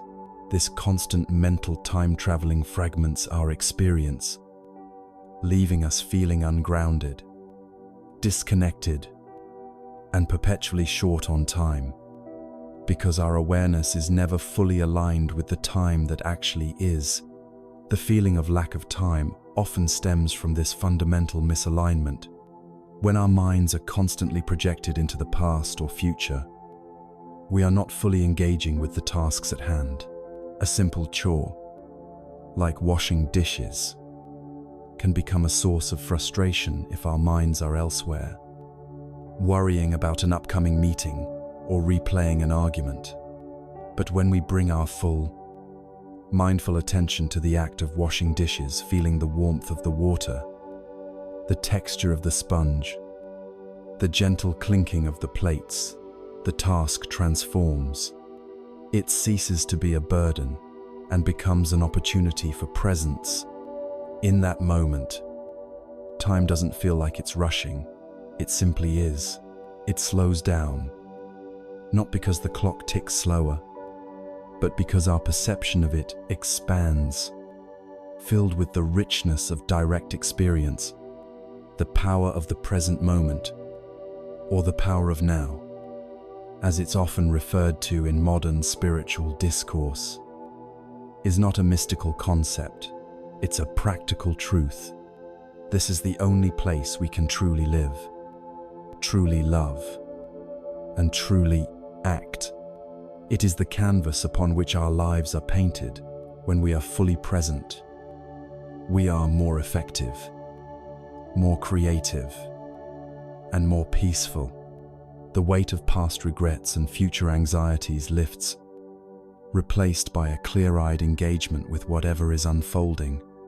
This doesn't mean we stop planning for the future or learning from the past. It means we do so from a place of grounded presence. Rather than being dragged away by mental constructs, we can reflect on the past to extract lessons, and we can plan for the future with intention. But we always return to the anchor of the present moment. Imagine a person constantly chasing their own shadow, running faster and faster, convinced that if they just run hard enough, they can catch it. They exhaust themselves, always feeling behind, always out of reach. They don't realize that the shadow is always there because they are standing in the sunlight. The moment they stop, stand still, and look down, the shadow is right there, at their feet. This parable perfectly illustrates our relationship with time. We tirelessly pursue more time, trying to cram more into our days, hoping to someday catch up with our lives. But the abundance of time, the fullness of each moment, is always right here, under our noses. If only we would stop chasing and simply be present. The practice of mindfulness is the key to unlocking this freedom from the tyranny of time. It's not about adding another task to your already busy schedule. It's about transforming how you engage with every task. When you walk, feel your feet on the ground. When you drink a cup of tea, savor its warmth and aroma. When you listen to a friend, truly hear their words. Without preparing your reply, these moments of full engagement are not just fleeting escapes. They are portals to an expansive present, where time no longer dictates your pace, but becomes a fluid canvas for conscious living. The feeling of a stretched, elongated present can be profoundly liberating. When you are truly immersed in an activity, whether it's creating art, solving a complex problem, or simply being with a loved one, the clock seems to disappear. You enter a state of flow, where past and future fade away, and only the vibrant now remains. This is not about being irresponsible or ignoring future obligations. It's about cultivating a deep awareness that allows us to approach those obligations from a place of calm and focus, rather than frantic reaction. Embracing the present moment also means embracing impermanence. Every moment is new, fresh, and will never return. This understanding can transform our appreciation for life. Instead of postponing happiness for some future achievement, we learn to find joy in the ordinary, in the fleeting beauty of each passing second. This shift in perspective is profound. It's the difference between seeing life as a race to be won and seeing it as a journey to be experienced. With every step, every breath, a precious gift.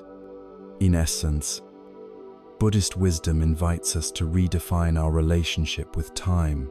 It's not a master to be obeyed, a resource to be managed, or an enemy to be conquered. Time, in its truest sense, is simply the continuous unfolding of the present moment. By cultivating mindful awareness, by learning to fully inhabit the here and now, we reclaim our inherent freedom. We escape the internal struggle against the clock, and instead, we discover that we have all the time in the world.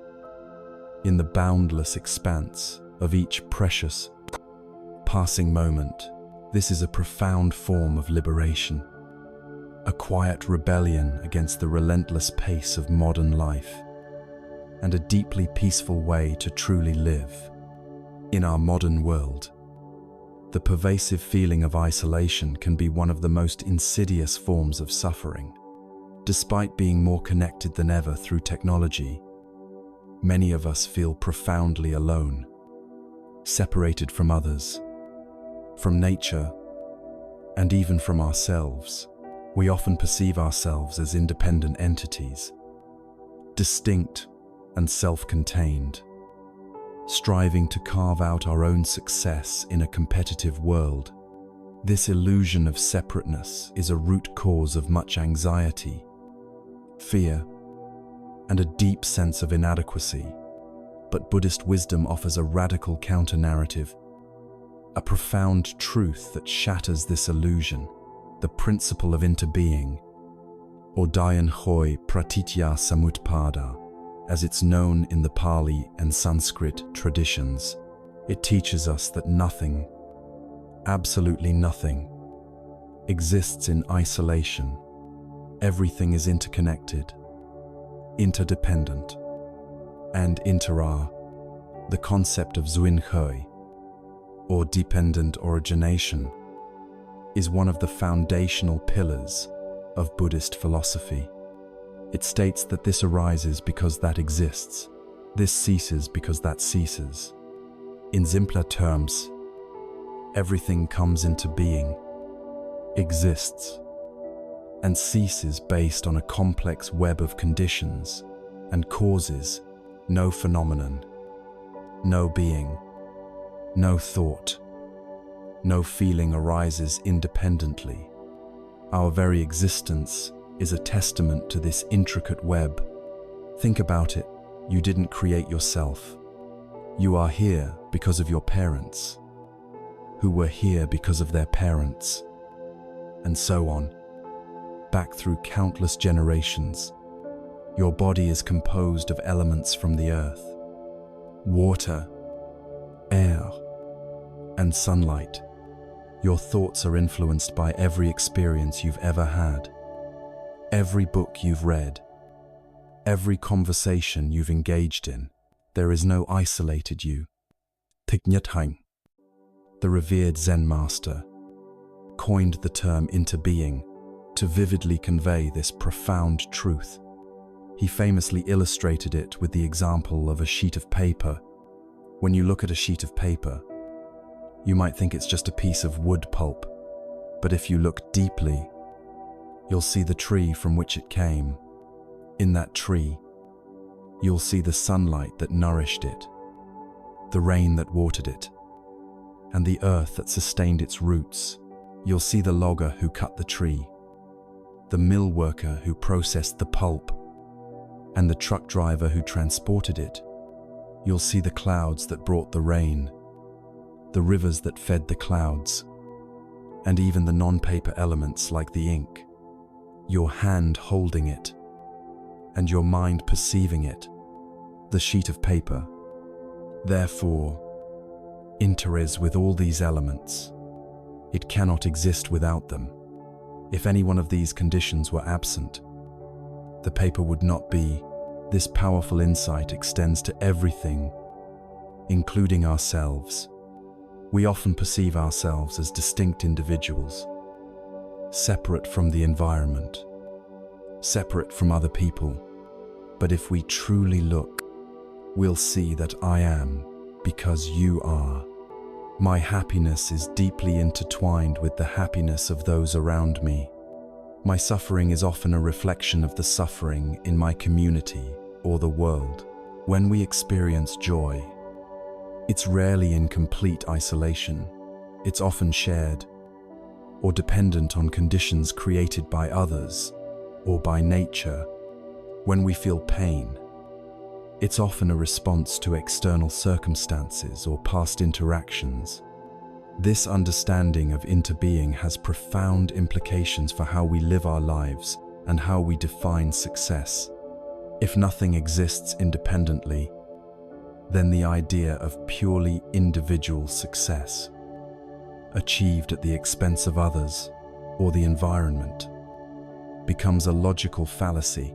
True success, from a Buddhist perspective, cannot be separated from the well-being of the whole.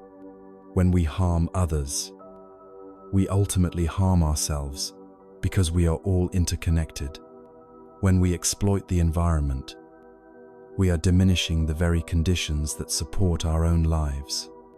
The wisdom of interbeing is the foundation for genuine compassion, karuna, and altruism, metta. If I truly understand that your suffering is inextricably linked to my own, then my desire to alleviate your suffering arises naturally, not as a moral obligation, but as an act of self-preservation and deep empathy. It shifts our perspective from a me versus to them mentality to an us consciousness.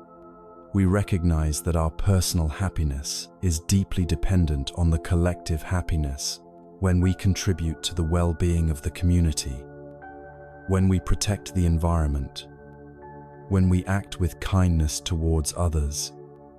We are, in effect, nurturing the conditions for our own flourishing. Consider the simple act of eating a meal. From the perspective of interbeing, that plate of food is not just a collection of ingredients, it is a manifestation of countless interconnected elements. There is the sun that ripened the crops, the rain that nourished them, the soil that provided nutrients. There is the farmer who toiled in the fields, the truck driver who transported the produce, the cook who prepared the meal. There is the energy you expend to earn the money to buy the food, and the intricate digestive system within your own body that transforms it into energy. When we eat mindfully, aware of these layers of interconnectedness, each meal becomes an act of profound gratitude and a powerful reminder that we are never alone. We are supported by a vast, intricate web of life. This understanding also challenges our deeply ingrained sense of self-anatta. If everything is interdependent, then the notion of a fixed, separate, unchanging self begins to dissolve. The I that we cling to, the ego that constantly seeks validation and separation, is revealed to be a temporary construct, a fleeting collection of experiences and perceptions. This isn't a nihilistic view. Rather, it's incredibly liberating when we realize that our identity is not confined to a small, isolated self, but is interwoven with the vast fabric of existence. Our capacity for love, joy, and connection expands infinitely. The fear of loneliness dissipates, replaced by a profound sense of belonging. Practicing the wisdom of interbeing involves cultivating deep looking and deep listening. It means observing the world with an open heart and mind, recognizing the interconnectedness in every phenomenon. When we see a homeless person, instead of feeling detached, pity, or judgment, we might ask ourselves, what are the conditions that led to their suffering? What role does society, economy, or even my own privilege play in their situation? And how can I contribute to creating conditions for their well-being? Knowing that their well-being ultimately contributes to my own. This awareness fosters a profound sense of responsibility, not a burdensome obligation, but a joyful recognition of our capacity to influence the web of life for the better. It inspires us to live with more intention, to make choices that are not just beneficial for ourselves, but also for the greater good, whether it's making environmentally conscious decisions, speaking out against injustice, or simply offering a kind word to a stranger. Every action, no matter how small, sends ripples through the interconnected web. The ultimate liberation from the feeling of being alone lies in realizing that you are never truly separate. The air you breathe is shared with every living being. The water you drink has flowed through countless cycles, connecting you to ancient rivers and distant oceans. The very cells of your body are composed of stardust, linking you to the cosmos. You are a unique expression of the universe, and simultaneously, you are the universe. This profound understanding of interbeing dissolves the walls of separation, bringing a deep, unshakable peace and a boundless sense of belonging. In the intricate dance of causes and conditions, in the continuous flow of becoming and unbecoming, you are always connected, a vital and irreplaceable part of the magnificent tapestry of existence. Life is an unending dance of ups and downs, a continuous flux of change that touches every aspect of our existence. We experience moments of elation when our plans succeed, when we receive praise, or when we are honored, and we endure periods of pain when we face loss, encounter criticism, or suffer indignity. These are often referred to as the 8 worldly winds: gain and loss, praise and blame, honor and dishonor, pleasure and pain. For most of us, our minds are like flags in the wind, constantly flapping and changing direction with every breeze of circumstance. We cling to the pleasant and resist the unpleasant, leading to a roller coaster of emotional reactivity. But what if there was a way to navigate these inevitable currents with an unshakable inner peace? This is the profound wisdom of equanimity, or upekkha, one of the 4 immeasurables Brahmaviharas in Buddhist teaching. Alongside loving kindness, compassion, and sympathetic joy, equanimity is not indifference, nor is it a cold detachment from the world. It's a vast, inclusive love that doesn't discriminate, extending equally to all beings and all experiences. It's the ability to meet life's inevitable fluctuations with a balanced mind, remaining steady and serene, whether faced with fortune or misfortune.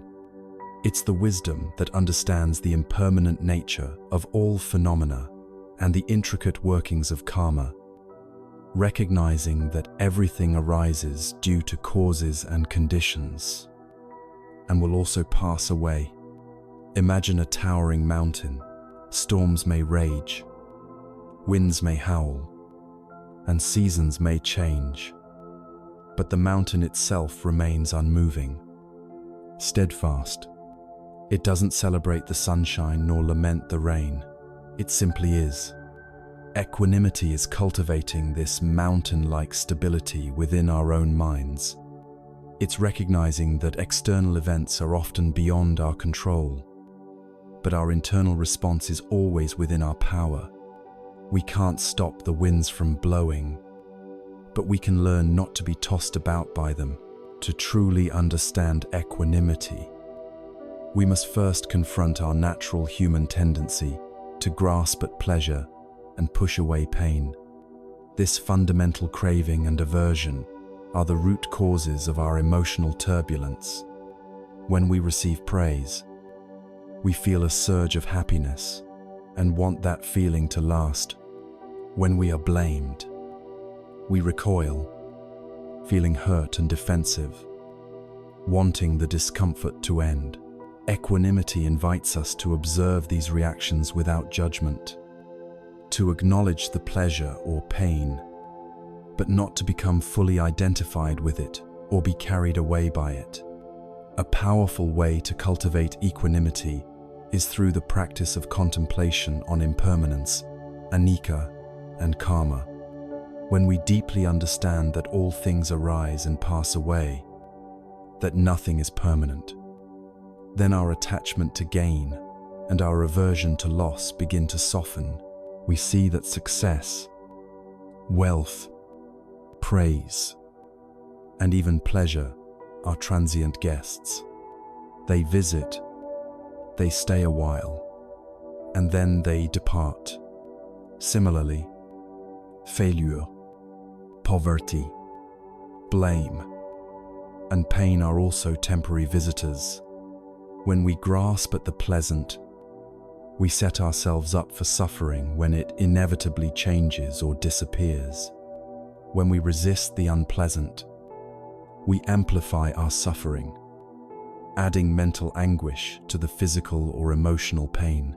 Equanimity teaches us to accept what is, not with resignation, but with a clear-eyed understanding of reality. It's the wisdom that knows we cannot control everything, but we can control how we respond to everything. This doesn't mean becoming passive. It means acting with wisdom and compassion from a place of inner stillness, rather than from a reactive, agitated mind. If a challenging situation arises, an equanimous mind doesn't deny the difficulty or pretend it doesn't hurt. Instead, it acknowledges the reality, observes the feelings, and then asks, what is the wisest, most compassionate action I can take right now, given these circumstances? Consider the classic story of the Zen master and the villagers. A young man comes to the Zen master, furious, shouting insults and accusations. The master listens patiently, eyes calm. When the man finishes, the master simply asks, if someone offers you a gift and you do not accept it, to whom does the gift belong? The man, confused, replies, to the giver. Of course, the master smiles and says, then I do not accept your gift. The man is stunned into silence. Later, when the master's own son is falsely accused of fathering a child, and the entire village turns against him, he only replies, is that so, Vei-u? Years later, when the truth is revealed and the villagers come to apologize, praising him for his endurance, he again simply says, is that so? His mind remains unmoved by either praise or blame, acceptance or rejection. He is a living embodiment of equanimity. This doesn't mean we become devoid of emotions. Equanimity isn't the suppression of feelings, it's the liberation from being enslaved by them. We can still feel joy, sorrow, anger, or fear, but with equanimity, these emotions arise and pass without hijacking our inner peace. We become the observer of our emotions, rather than being swept away by them. We learn to say, there is anger arising, instead of I am angry. This subtle shift creates a crucial space, a buffer between the stimulus and our reaction, allowing us to choose a wise response rather than an impulsive one. Cultivating equanimity involves practices like meditation, particularly the development of insight vipassana. By regularly observing the arising and passing of sensations, thoughts, and emotions without judgment, we gradually weaken our habitual patterns of clinging and aversion. We learn to see that everything is just a fleeting phenomenon, conditioned and impermanent. This understanding chips away at the illusion of a solid, permanent self that needs to constantly control its external world. Another aspect of equanimity is developing impartiality. While our natural inclination is to extend kindness to those we love and perhaps indifference or aversion to those we dislike, equanimity invites us to cultivate a sense of balance towards all beings. This doesn't mean treating everyone the same way or denying our special relationships. It means developing an inner freedom from bias, recognizing that all beings, just like ourselves, seek happiness and wish to avoid suffering. When we can see both friends and perceived enemies with this balanced understanding, our capacity for peace expands exponentially. In the context of modern success, equanimity is the ultimate achievement. It means that your inner peace is not dependent on your stock portfolio, your job title, your social media likes, or the approval of others. It's an internal reservoir of stillness that remains intact, regardless of external circumstances. When you've cultivated equanimity, you can pursue your goals with dedication and passion, but the outcome doesn't dictate your happiness. You can engage fully with life's challenges, learning and growing from them without being crushed by setbacks. Equanimity is the pinnacle of inner freedom. It's the realization that true well-being comes not from controlling the world, but from mastering our own minds. It's the profound peace that arises when we stop fighting reality and instead flow with the natural rhythm of life, accepting its gains and its losses with an open heart and an unshakable mind. This isn't just a spiritual ideal. It's a practical skill for navigating the complexities of modern existence, transforming anxiety into wisdom and reactivity into serenity. For many, the concept of awakening, bodhi or nirvana, evokes images of distant, almost mythical states, a sudden flash of enlightenment on a mountaintop, a profound mystical experience reserved for a select few, or an ultimate destination reached only after lifetimes of arduous practice. We might imagine it as a finish line, a point where all suffering ceases, and a state of perfect bliss is attained forever after. This perception, while inspiring, can also be daunting, creating a sense of separation between our current reality and this seemingly unattainable ideal. It can lead to the subtle feeling that we are not good enough or spiritual enough to experience true awakening, fostering a sense of perpetual striving rather than peaceful being.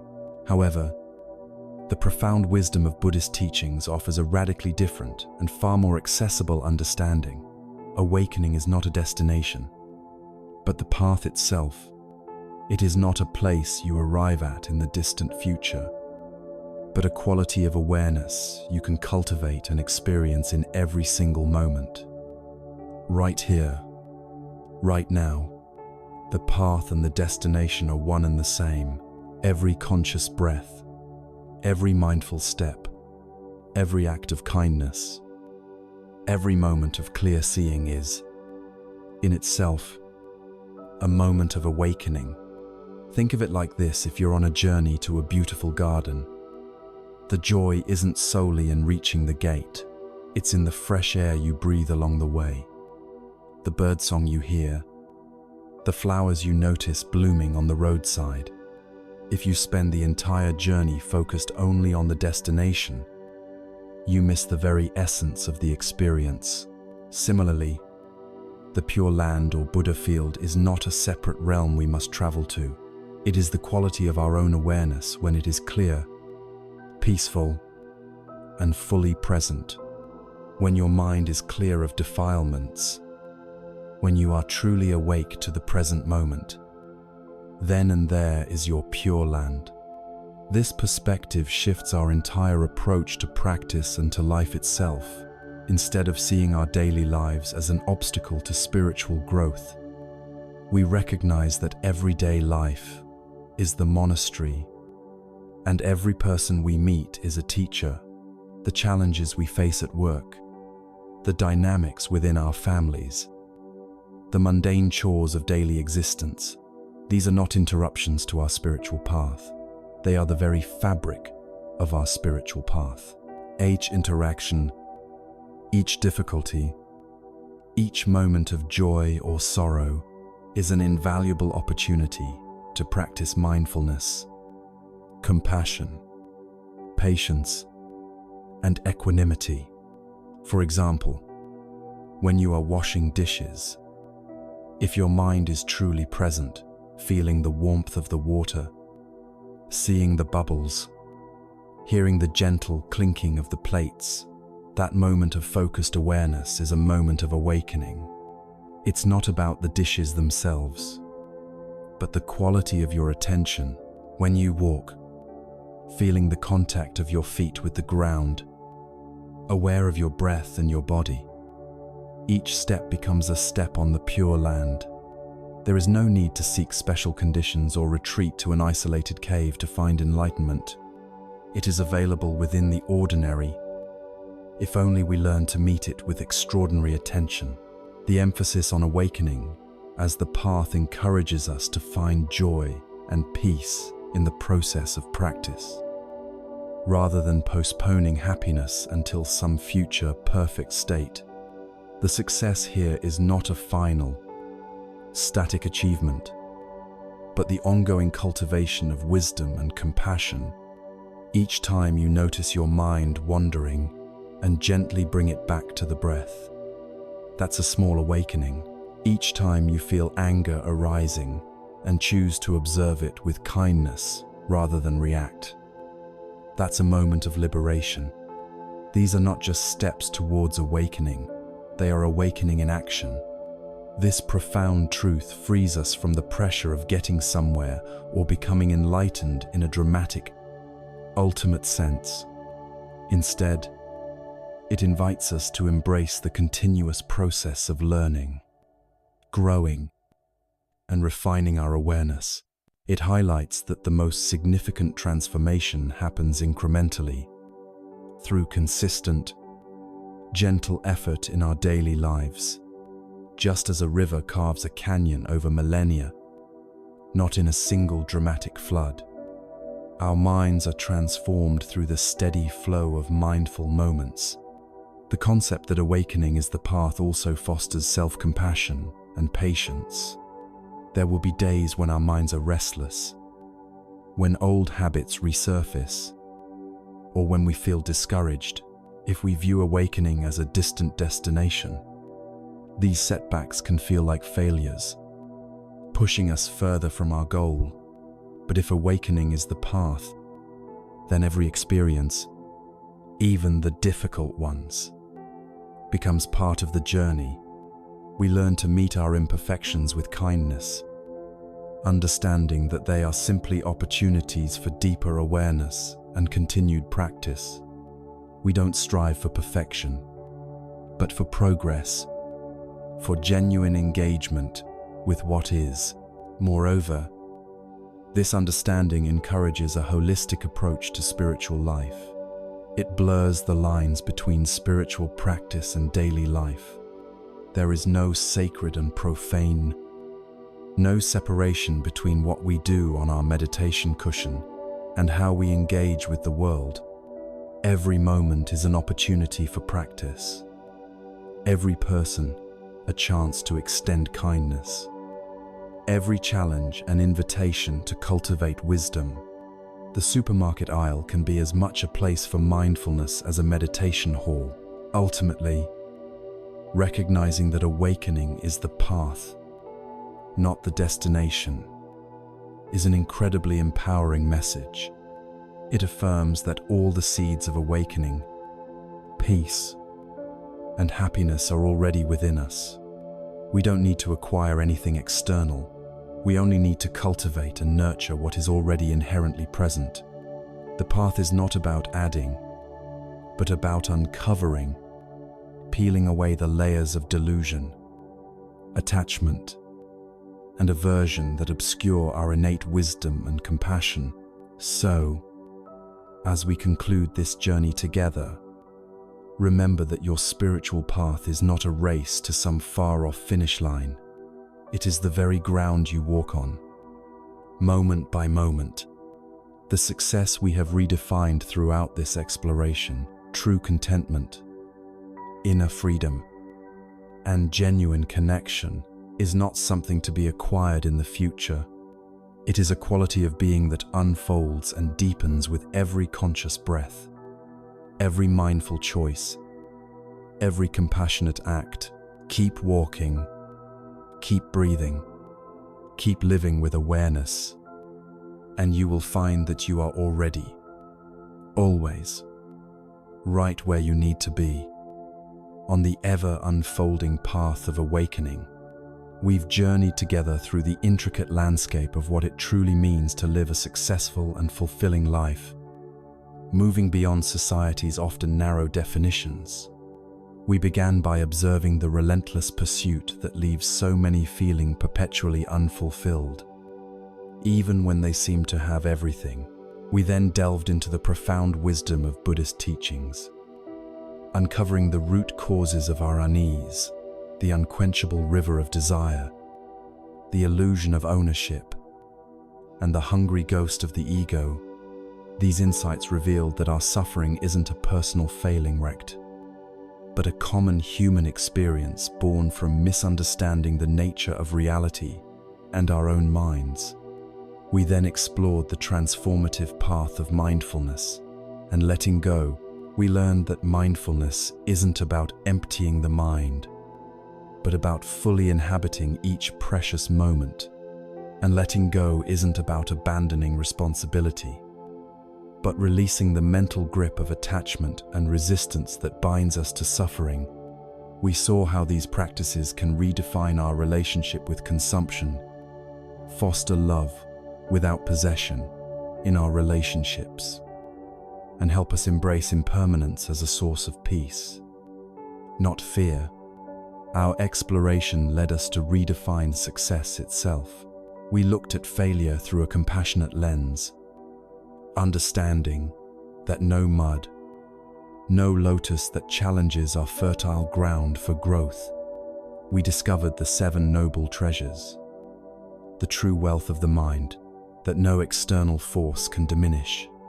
We embraced gratitude as the key to unlocking abundance, and cultivated compassion as the most powerful healing force. Finally, we saw how right livelihood allows us to find meaning and contribute to the well-being of the world through our work. Throughout this journey, we've emphasized that meditation isn't just sitting still, it's a way of being present in every activity.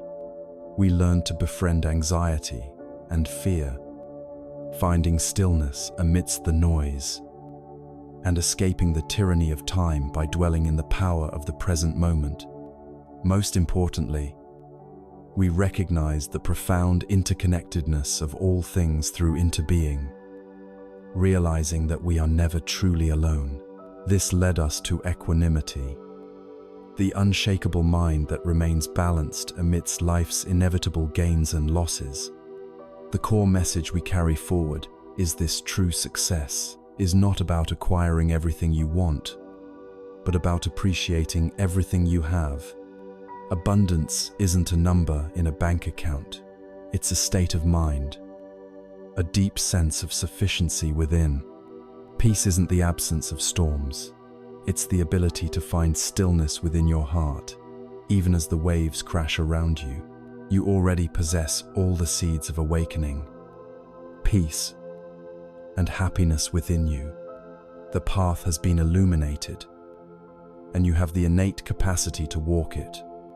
Each mindful breath, each moment of kindness, each time you return to the present is a step on this profound journey. The journey of 1,000 miles begins with a single step, and the most important step is the one that brings you back to yourself. Right here, right now, may you walk this path with courage, clarity, and boundless peace.